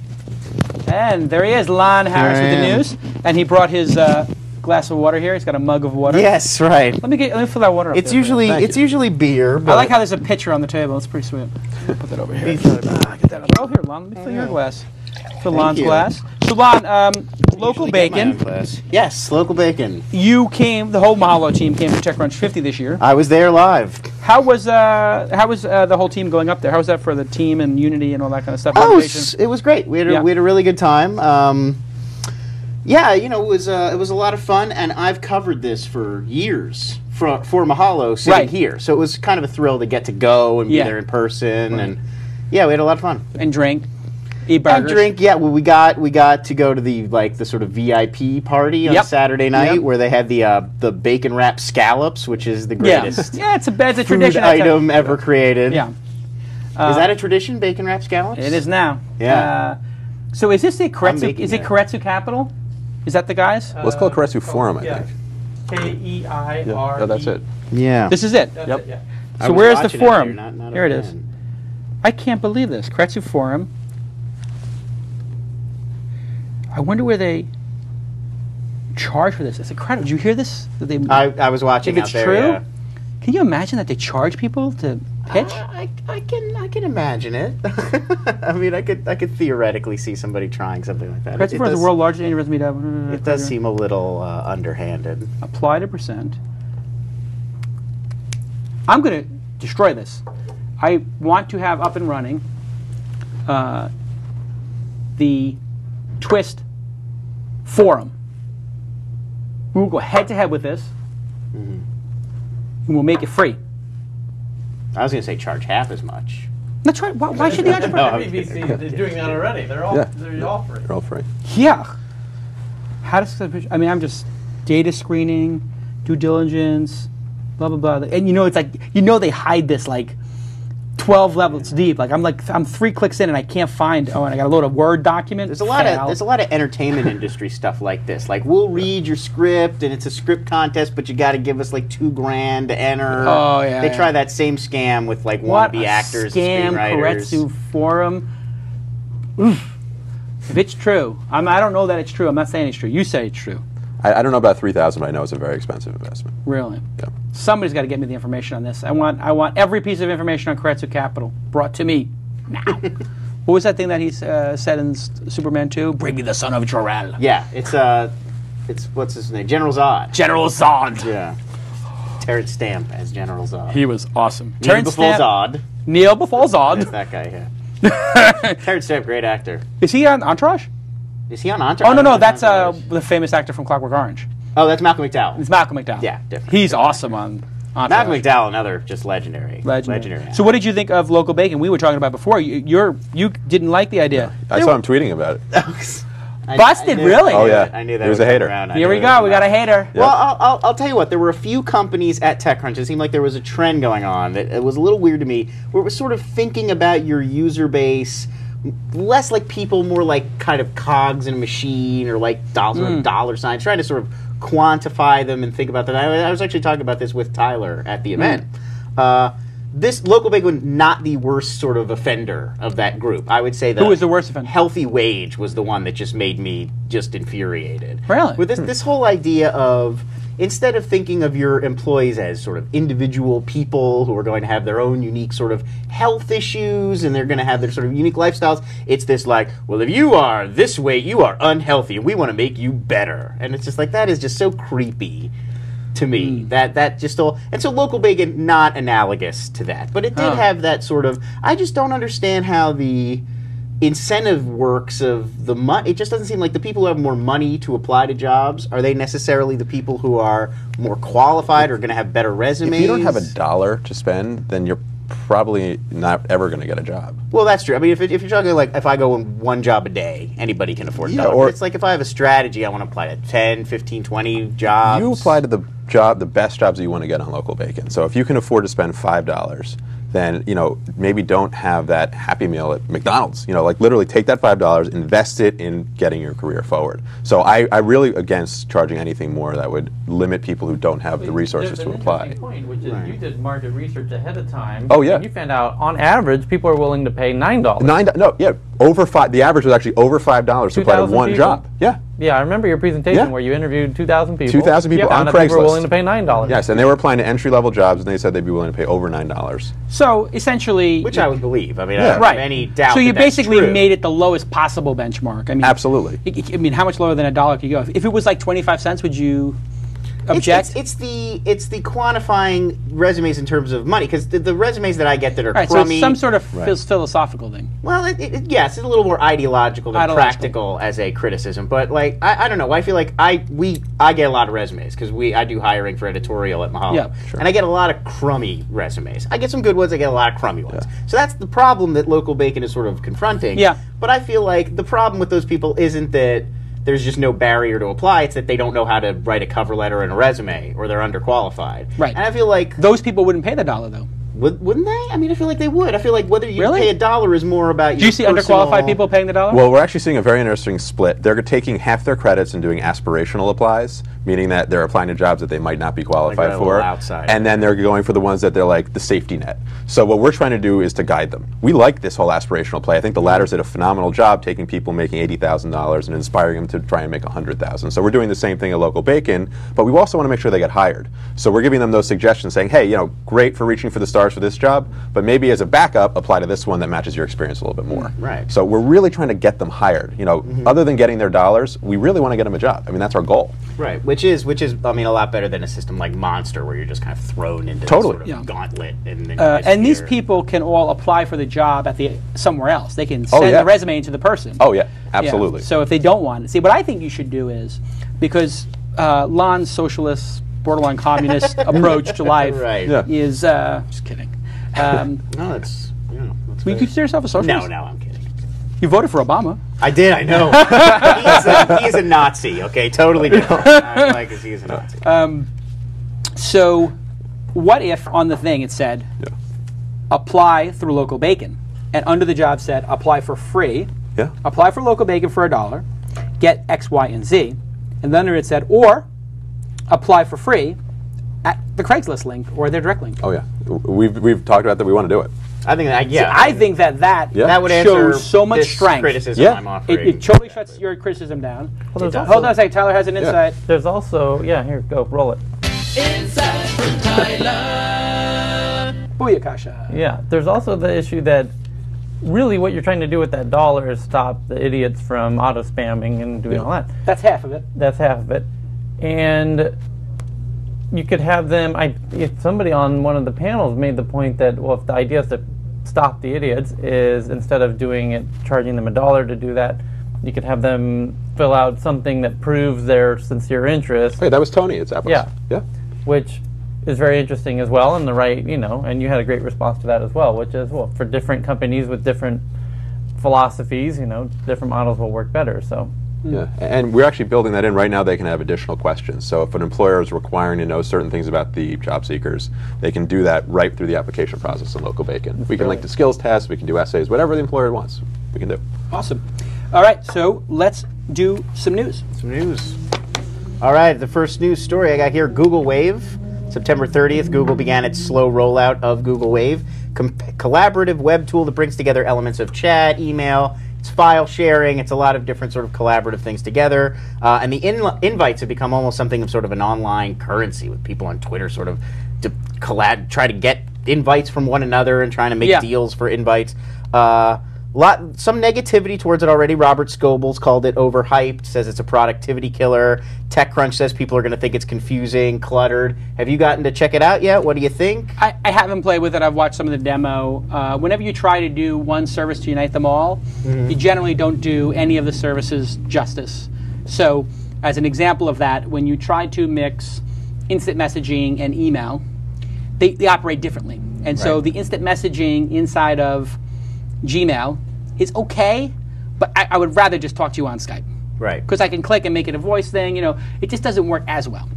And so if you take 8 different disparate services, a feed reader, this, and you put it all together, it means each one's going to be 60, 70, 80% of what it would be if it was standalone. There's a reason why these things are standalone. So I just, one application to unite them all, it just doesn't resonate with, I think, the history of applications, which is give 100% of the navigation and UI to one task. So there were people who were trying to combine word processors and Excel into one product. In the Microsoft Office heyday, they were trying to, make databases and Excel one product. It was all these people trying to, blend these services. And when people are in the spreadsheet mode, they're not in the word processing mode. It's a cognitive thing. When I'm in email, I'm not in newsreader mode. Right. I don't like those two things being connected. That's actually one of the major criticisms that came up, is that unlike email, where you're used to new information goes right to the top of your list, in Wave you have to kind of follow threads to figure out when stuff is new, which does seem like it'd be very sort of confusing to try to find the conversations you're applaud having. them for trying, Joe. Any of those? I actually been using Wave for a couple of days, and it's just too buggy for me. I don't know. I don't really see a use for it for me yet. But there you go. Very ambitious. What's the use case? Is it, that's what we were just saying with some of the people pitching. Like, what is the use case? What can't I do in any other application that I can do in Wave? Right. That's what I'm trying to find. What's the one thing? What is it best at? I don't think that anybody has an answer for that. I think when you say whenever you say what is this tool used for and what is it best at, and the answer is it has this feature that this doesn't have, and it has the feature that this has, and people start going into the features, they haven't answered the question. Yeah. Therefore, you lose. It's not going to work. I'm going completely contrarian here. Uh-oh, look out. Completely contrarian. I've been on it for 2 days now. I still have 6 invites left if anyone... I got one, but it hasn't actually invited me, so... I've invited 2, and they haven't got them yet either. Yeah. But, so email's awesome. No one's really complaining about email now that Gmail's out or whatever, right? Yeah. But it was still based on a metaphor of having a mailbox and sending letters and receiving letters and sending and that. And it was based on that metaphor because at the time, that's how people communicated, right? We started with handwritten quill pens, and then we went to mailboxes, and now we're at email, which is built on that prior metaphor. But in fact, people communicate the way that we do right now, and the way that you 3 just communicated. If you were to remove the hindrances of, tying it to a metaphor of an inbox and all of that, Wave is built with that kind of premise. Like, the way that I'm communicating, you're going to cut me off, and then he's going to respond to something I said 2 minutes ago, which is what Lon was saying. Also known as a chat room?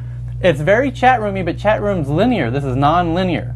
And most new editing systems are non-linear in audio editing, video editing, photo editing are non-linear as well. So it's like a non-linear conversation, and it's very interesting. Whether or not people will have the mind to want to make that jump, that's the real issue. Yeah, I think that's a lot of what people were saying. It's not that it's not interesting, but how do you keep this all straight and get anything else done with this massive sort of But it is very analogous to actual real room conversations.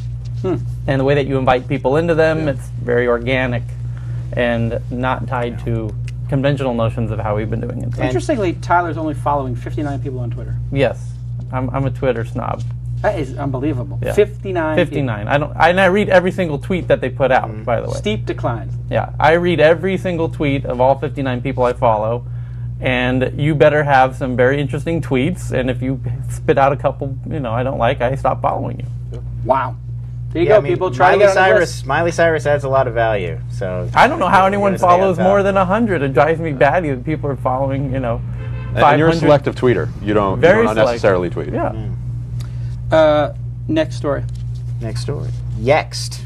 TechCrunch 50 company Yext, CEO Howard Lerman was definitely one of the more excitable presenters, as those of us. Oh, you didn't see the half of it. Yeah, you don't know the half of it. Has closed a $25 million B round led by institutional venture partners. Company aims to recreate the Yellow Pages for the web, and it's offering its own local advertising service called Yext Calls. What do you think? First of all, what was it about Yext that appealed to you and Mike Arrington when you were first picking companies? Yeah. And then, what do you think other entrepreneurs could learn from the overnight success, really, of Yext? Yeah. Well, here's the thing. Yext had an existing business, which was web-based calls with $20 million in revenue. Right. And TechCrunch 50 is supposed to be for new companies. They had a completely new product, which was this call manager that went through their system. We had never seen anything like it. It was transcribing calls and then pulling the keywords out. So if you called and said, I'm calling about my Honda Accord, the brakes are making noise, I need service, and it's, under warranty, and I'm in Santa Monica, California, it would be like Santa Monica, brake pads, whatever. So they don't have to pay for the waste and everything like that. And the guy really just had like an excellent, perfect demo working. Like there was a level of refinement and execution that was extremely high. And local is a space that everybody's trying to solve, and it just looked like this might be the person to solve it. So we had major debates, should they be in or not, because is it new enough or not? And we try to make everything a new company, a new brand that nobody's ever heard of, but Yext had been doing this web-based stuff, but it was really a new spin on the company. So anyway, we took a flyer and said yes. And we've had this happen 3 or 4 times in the history of the thing where we take somebody who maybe exists a little bit. We've gotten some flack. You can see in the comments about Yext fundraising. People are like, oh, it already existed. You gave one of the spots to things. So there was a point in time when I didn't want Yext in, because I said it's not new enough. Yeah. And we had another company like that was, I won't say their name, but another company that was sort of launched, but was launching new stuff. Anyway, all that being said, water under the bridge, great product, great entrepreneur. Yeah. He was out of his mind in the rehearsals. Out of his mind. Out of it, yeah. But he admittedly so. Admittedly so. Like, I'm a maniac. And that's he said, I'm crazy, and this is how I am, and my employees know I'm crazy. Yeah. But, yeah, awesome. And I'm going to kill this company, I'm going to kill that company, it's going to be, we want to change the world. He just had that big vision. And you know what? That's what big investors respond to, is people who want to change the world, because the crazy people are the ones who sometimes do. Mazel. Yeah. In terms of a huge opportunity, and the way that they're going about it, assuming they get up far enough in front and some big guy doesn't come along and clobber, like I would be betting on that one. That's pretty awesome. He did a great job in the video, and and then on stage he was actually relatively calm during his stage presentation. He must have been pretty wild when you guys saw, because he was. The audience was really reacting to how sort of big a presence he was. Oh, it's night and day. I watched his stage presentation, and I'm like, is that the same guy? He's so calm compared to how he was in No, in the thing, he was going crazy. I mean, he looked like he was on crystal meth or something. Like he was on crack. Like he walked out of the room and said, "This guy on drugs? Like he is out of his mind." He was like pacing and we're gonna take this and he like threw his hat like at the. Gotta get this thing going here. We're gonna. It was just like, whoa. I was like, this could be a train wreck or brilliant. And that's there is a certain contingent of the event that are either going to go off the rails and hit right into a brick wall, flip the train, it's a disaster, or they're just going to poof like a bullet train. He was the bullet train. I'll tell you what, the guy with the computer who had the IMO brick and mortar store, the call-in earlier today, who Billy out in Stockton, Billy. south of Sacramento. Yeah. He could use that Yext platform for all those inbound calls. Like I think it would be awesome for him. Yeah, absolutely. He manages inbound calls too. So I would say I am shocked and surprised, and I'm blown away that he raised $25 million. But after Mint and PowerSet both getting bought for $170 million, I just sort of now have come to expect that if you're at that conference, you're going to do really well. If to get selected, it's a pretty hard filter. It's hard to get in.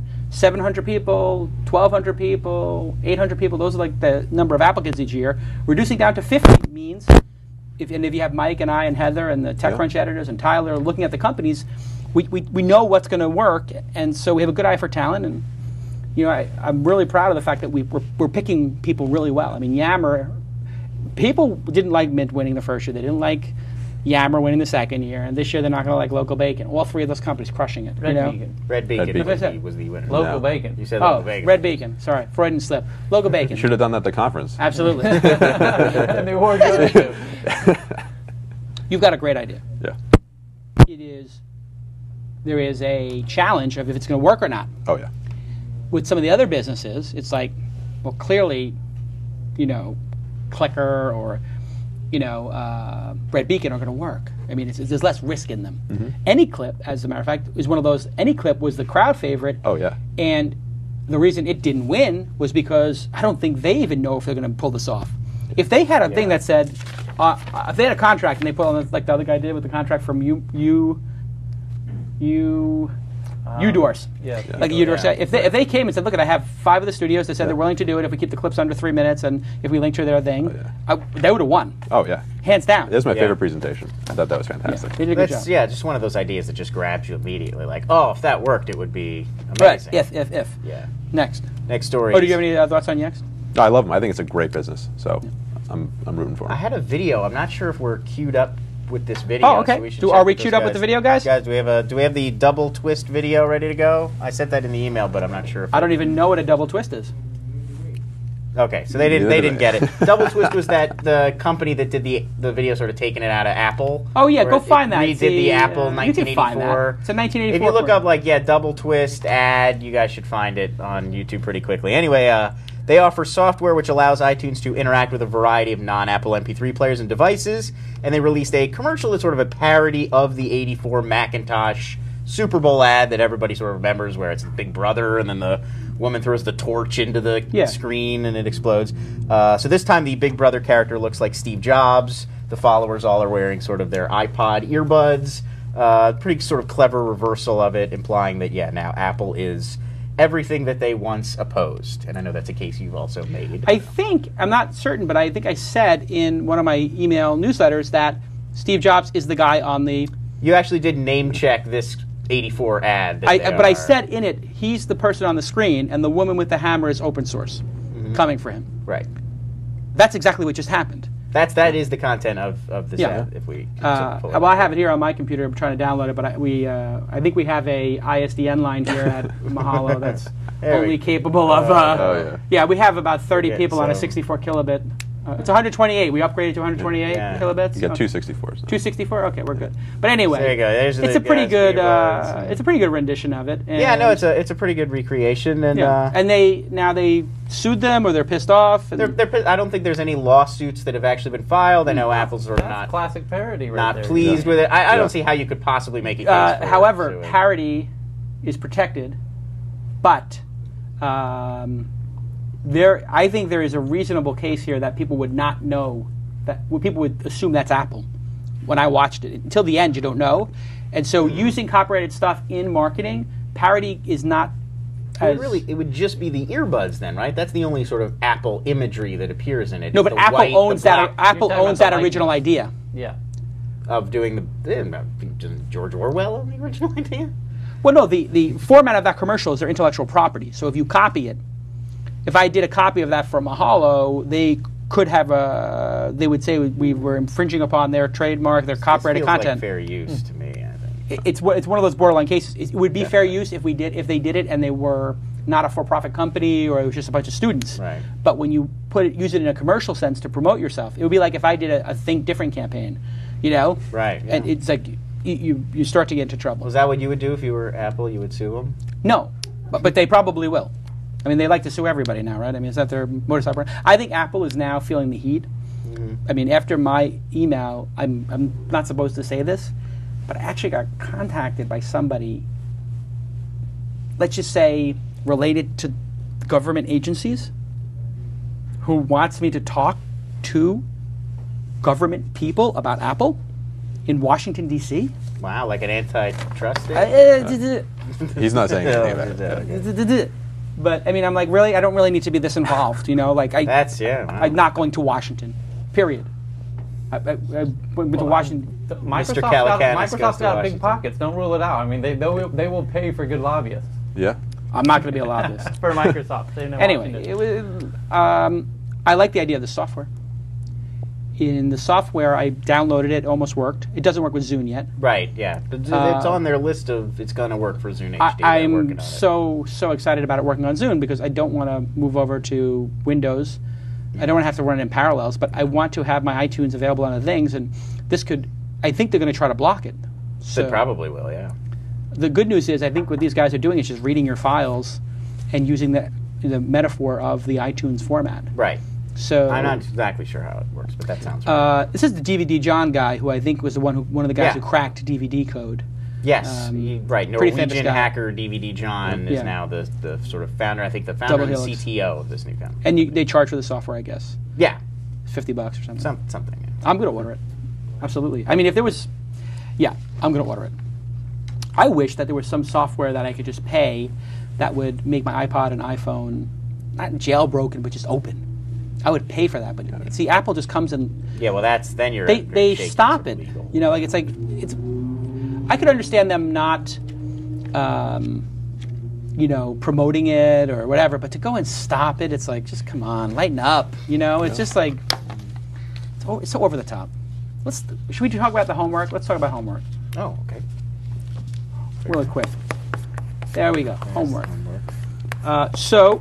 The Accidental Billionaires, the founding of Facebook. Have you read this or listened to the audiobook? I haven't read it yet. Great audiobook you can get at Audible, and everybody knows, go to audiblepodcast.com. Audiblepodcast.com /twist. And you'll get a free month or something to this effect. I have a subscription. You have a subscription. Tyler has a subscription. We're all listening to the book.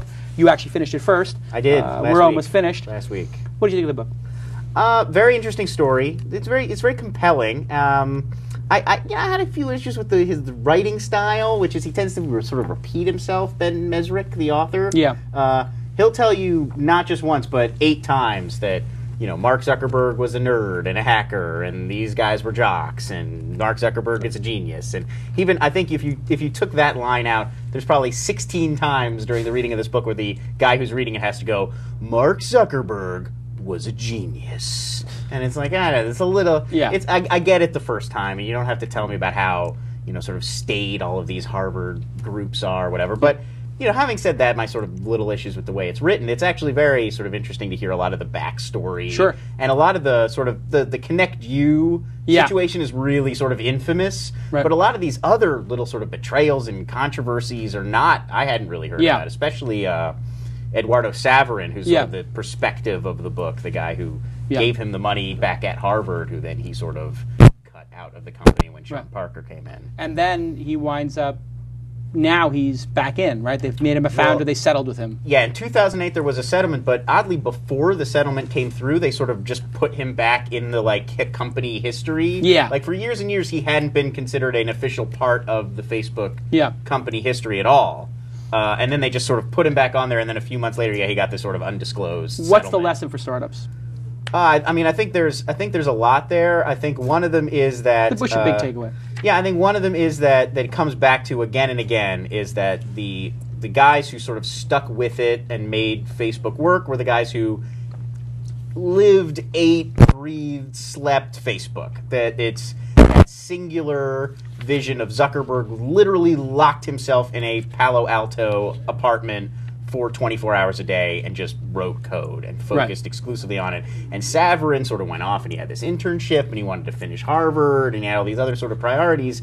And that was how he sort of became so disconnected from the company that he ended up not being a part of it at all. And it comes back to that again and again, that the people who are the most successful are the people who are just completely single-minded, completely focused on the company and what they were doing.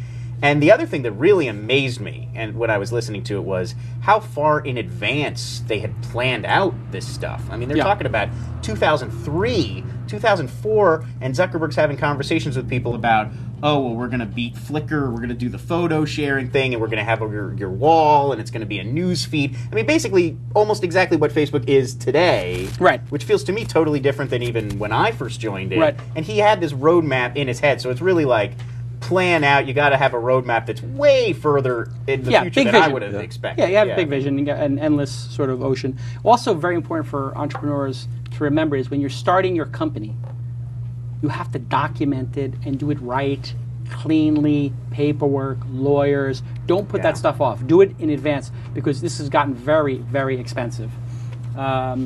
And just a little note, Adeo, my friend Adeo, is launching the Founders Institute in San Diego. Yes. So the Founders Institute, which I spoke at, is a very cool group of people where people who want to become entrepreneurs go and learn. Have you heard of that, the Founders Institute? Yeah. Yeah, so it's done pretty well. I was actually on the opening night of the first thing. I spoke, and a lot of other good people have spoken there.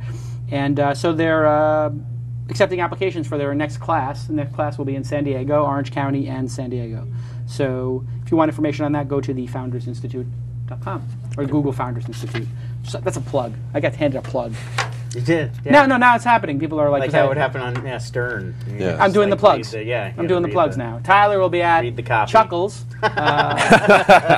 Comedy Club, 2 shows, 8 and 10, with Artie Lang opening up for him. And Yucko the Clown. And Yucko the Clown. Next news story. Next news story. I am T-Pain. The hottest iPhone app of the moment lets users, you can record your voice and then auto-tune it. It has been downloaded 300,000 times to date, and it has recorded 4.1 million vocal performances. To celebrate, they're actually... Is that $1 each? That's they used to sell it at $3 each, $2.99 for a limited time. You can get it for 99 cents now, but that's only for a few weeks, and then they're going to go back up to $3. So yeah, it's almost $1 million from 300,000 downloads, which There's is a lot of apps that amazing. made $1 million. But this is so fast. I mean, this is really sort of 2 weeks, very quickly.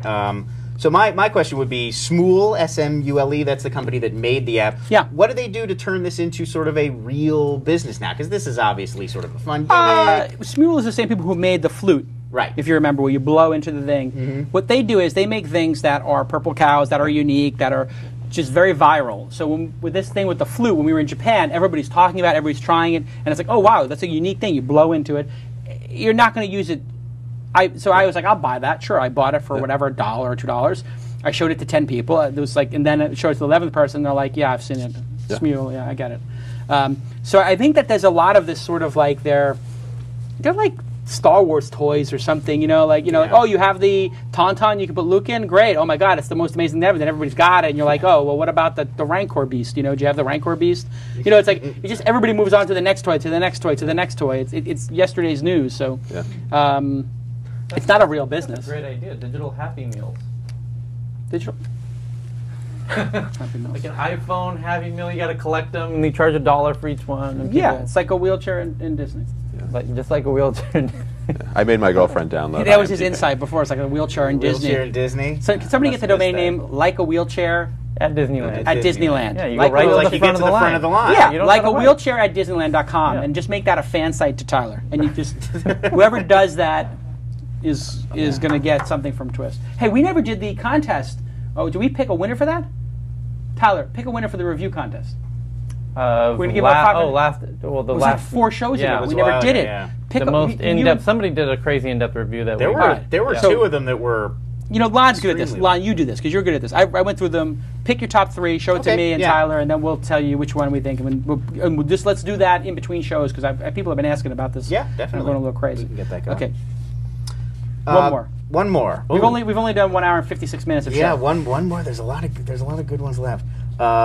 Let's do AppBank. AppBank is a Facebook third-party application that lets users create their own third-party content and then market it to friends, and then they get a kickback for everybody who sort of installs it, or all the ads that get clicked from their third-party application. So I can write my own quiz or come up with my own game, come up with some sort of fun thing to share with my friends, and then I can even get a little analytics where I can track how many clicks it's getting and how many ads being sold. So you think these sort of sponsored social media projects where you got to sell your friends on stuff, is that ever going to be like a real way to earn real money? And are these kind of crowdsourced apps ever going to be better than stuff a developer actually sort of designs? I have 2 words for you. Amway. It's really one word. Amway is 2 syllables, one word. I have 2 syllables for you. Amway. Yes, it will work and be extremely annoying, and those people will have no friends left. Just like the people who sell Amway have no friends. Well, there were some TechCrunch companies that had similar, like, market this to your friends and make money that way. Like Udorse, one that you mentioned, actually. Yeah, I mean, the thing with Udorse is they get away with it because it's like, it's never going to be a lot of money. Like, if you put a photo up of somebody in an Armani sweater, it might get clicked on 10 times. And you do that 1,000 times, you might get 1 sale. Yeah. Based on the statistics. So you might get $5 or $3 a year. And you're going to give it to charity to Kiva anyway. So it's such a light incentive in that case. It's not. But this is like, I'm going to come up with a quiz, and I'm going to make all my friends take it, and then I'm going to get click-throughs at the bottom, and it's going to be, it's just like, oh, please, unfriend Unfollow. Yeah. I mean, it just, once you start doing that stuff, it's like, that's why Isaiah was always such a bad idea paper post. That's why Tyler wrote Calicanis Cast on the guy's forehead. That was a well-spent $1,000. That was pretty good, yeah. I made it back last night at the poker table. One of the better investments I've made. Yeah. It's just, people who do that, people who are drawn to these things are typically the desperate people. And that's in some ways sad. So it's either the smarmy people or the desperate people. People who really need money. And so they get to it, they don't take the long-term approach to content creation, they take the shortcuts, they're trying to spam their blogs, they're trying to get clicks, and that means they're making bad content. You want to go long when you're doing content. You want to build a brand, you want to go long. You want to invest in it and take your time building it. And those people will never compete with the good people. So if you're doing that with your social network, you're not going to compete with Scoble and his social network because he's providing actually good content for them, for those people who like that kind of insanity. So it's like the bottom feeders. No. There was another group called Buzz Agents that I hated. They did a whole story on them in the New York Times, and it was really, really reprehensible, this Buzz Agent thing. I think it's BZZ Agents or whatever. I wrote a blog post about them years ago. And what they would do is they would take a camera. They had like a Sony camera phone. And they would stop you on the street and be like, oh, I'm sorry, can you take a picture of me and my wife? And they'd hand you the phone. You take a picture and like, yeah, what do you think of the new Sony photo? And it was like, really? You just asked me to take a picture of me and my wife. I stopped. Right. It was like a gracious thing for me to do. And now you're going to ask me to join your Sony camera cult or whatever it was. It's like, that's called the reciprocation effect in psychology, in manipulation. It's exactly what the Moonies, are they called the Moonies? That's not a derogatory term, is it? Moonies? No, that's, yeah. There is a more... Reverend Sonia Moon, yeah, whatever they are. Right, The guys right. who give you, girls who give you a flower in the airport. So what they're doing is they give you the flower, then they ask for a donation. It's a reciprocation effect. I do something for you, you do something for me. Right. And so then these Buzz Agents do like, I'm going to get a bunch of sausages, like they were doing this thing for a sausage company. And they would pay you to have a barbecue, put these sausages out, and then tell your friends about the sausage. I'm like, really? It's interesting. That's what I'm going to do at my picnic. My picnic brought to you by this. It's not a bad idea, actually. When I think about it. There you go. Full Tilt Poker sponsoring my poker. Maybe I get a sausage company Johnsonville sponsor sponsor your Fridays. picnics. No, listen, I'm all for sponsors and making a business, but I'm not going to have a sponsor of a barbecue one weekend. That's just annoying. You can sell to your friends, but you can basically do it once, and then after you have no friends. Right? If I invite you to a party and then I'm like, can I take a moment to tell you about who made the sausages today? I mean, it's even. I even find I got a little pissed off. I had a little thing. We had a caterer at our house put out the food, and they put at the end of the food like a stack of their business cards. Not just even business cards. It was like a little brochure, and I was just like, really. No. I'm paying you to do this nice party, and without even asking. I just, if somebody asked me who it was, I would give them, certainly I'll give the reference, and, if your food is good, you'll get those references, but I just found it not cool. Am I being obsessive? No, I think that's very fair. I've seen that. You know what they should do is pass a fortune cookie, and inside the fortune cookie it says, absolutely. This fortune brought to you, this incredible meal brought to you by... Yeah, on the plate it has the incredible... so after you eat your ham sandwich, on the bottom of the plate it's got an advertisement. It's just... I'm all for marketing. People say I know a couple things about marketing, whatever. You have to know when you're over the line. When I goof and I'm like, hey, everybody retweet, the sponsors show the love for them, it's all in good fun. When you start doing it deceptively or like...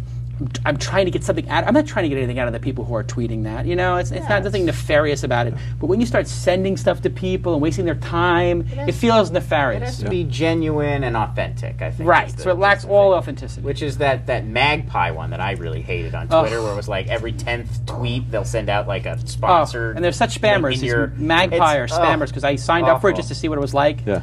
And then every week or two I was getting... Your account is low. Your account is low. Your account is low. And I was just like, can you please stop sending me this thing? I don't want to use your service. And they go, there was a while where I was just unfollowing anybody who I saw a Magpie one from. It just drove me crazy. It's just like people sort of give. I don't have that problem. I only follow about 59 people. Yeah, right, exactly. I haven't really seen this. Diddy does not send out magpie tweets, so you're in luck. Honestly, if somebody said to me, like, if you send a tweet, I'll give a donation to Bay Ridge Prep or something. I don't like that either. I might. Just give the donation. What do you need me to do stuff for you for? No, I understand though. If you incentivize people to do stuff, like James bought the we put an ad from This Week in Tech on eBay or whatever for people to auction off for charity water, and somebody was nice enough to buy it. And so I mean, it can be done well. It can be done well. I mean, if people raffle off a car or something like that, it's not like they're doing it for the car, but it's nice if you do get it. I just think Ashton should have just bought the mosquito nets. What do you need CNNs for? He said if CNN... He was like, if I get to 1 million before CNN, I'll buy like 500,000. Oh, but then you know what? He changed after that. He was like, I'll buy 100,000. If not, I'll buy 50,000. So he added that. Buy as many as you can afford to. You're rich. They need them. It's like if you don't. Your socialist thing's coming out. If you don't follow me on Twitter, that kid's gonna get malaria. Look at the socialist of it. Really, this is the problem. It's, I don't know if I can have you on my. Are you a capitalist? Do you like money? For the record, before everybody, I am a capitalist. I've never been a socialist or communist. Did you see Capitalism, the new movie? I haven't. I want to, but I haven't seen it yet. Maybe we'll see it tonight. You doing any good plans? No, let's go. Maybe we'll see it. Let's do it. Yeah. Okay, last news story. We've done 2 hours of show. Oh, okay. I think this file is going to be 1.7 gig. I mean, really? 1.7 gig show? Maybe. Right, we have to start flew by. Can we break the show into 2 parts because the video files are too large to download now? I think we should really make it 2 parts. Well, it's like the Gone with the Wind of podcasts. Absolutely. Listen, I'm no Kevin Pollak. Kevin Pollak show, he's going 3 hours. It's out of his skull. And I told him, he's like, I got to do 2 shows a week. I gotta get these things banked. I got to bank. I'm like, Kevin, it's a marathon, not a sprint. He's like, yeah, but I got all these guests. I got to do 2 a week. I'm like, Kevin, do 1 a week. Leave them wanting more. Yeah. But I don't want to tell him. He's very successful. I'm not going to. He's my partner on the business. I'm not trying to. I don't want to tell him how to do what he does. But I said you might want to consider doing 1 a week so you can spend more time with them and you're not tired or whatever. He's like, I don't get tired. I was like, I know, but just the audience might get tired. It's a little bit of fatigue for the crew. I mean, the crew was getting fatigued. It was 3 hours of show they have to be on. Yeah, it's a long. Yeah, and he wants it perfect too. I mean, he's a perfectionist. I don't know if you saw Willow. Zing pow! Well done. Well done. One more news story? One more news story. Okay. We'll do 4. Forbes' richest Americans list came out this week. Number of tech industry figures made the list. Let's not bring it up. I don't want to talk about it. Could you get upset at coming in number 2 again? No, I'm not on that list. For some reason, they haven't valued Mahalo stock the same way they value the Facebook stock. He is Zuckerberg is the youngest member of the list at 158. Also got, obviously. But he's 158, and they say he's worth 2 now? $2 billion. $2 billion. And they're basing that on him owning 20% of Facebook. Right. And Facebook will be worth $10 billion. Yes. Interesting. That is how they arrived at that number. That is, I don't know if I'm going to say that's a little silly. If they have $500 million in top line revenue, and they got 10 times that, it would be $5 billion. Yeah. And that would be a really healthy valuation. But they do have a growth thing, so if they're going to get to $2 or $3 billion in revenue, it is worth 10. So I guess that's worth 25, I guess. But so they're either greatly underestimating that, or they're probably overestimating it in terms of reality, and they're underestimating it in terms of potential. Yeah. So maybe the 10's a good number because they did hit 15, but they're selling at $6 billion now. So that's like the high and low. That's the range. Right. But he doesn't actually have that money. It's not a publicly traded stock. No, he's not sitting on $2 billion. So that, but I mean, so the value of private. Yes, that's the thing. Is the value of private stock is very speculative. So, by that measure, there's a lot of other people who could be on that list, who'd have illiquid stock and valuable assets. I guess that's what they do at Bloomberg too, because Bloomberg is private, and they have to guess. They guess a lot on these lists. Right, Bloomberg's in the top 10. I would never want to be on this list. Honestly, if I got to that, I would not want to be on the list. Can you get yourself taken off the Forbes? No, that's the problem, and that's why if you're high profile, if you have a publicly traded company, you're on. There's a lot of private people like in China and Russia, these billionaires, oil, whatever, and they're not on the list, and they specifically do not want to be on the list because if you're on the list, now you're a target. Right. These lists are. I think these lists are.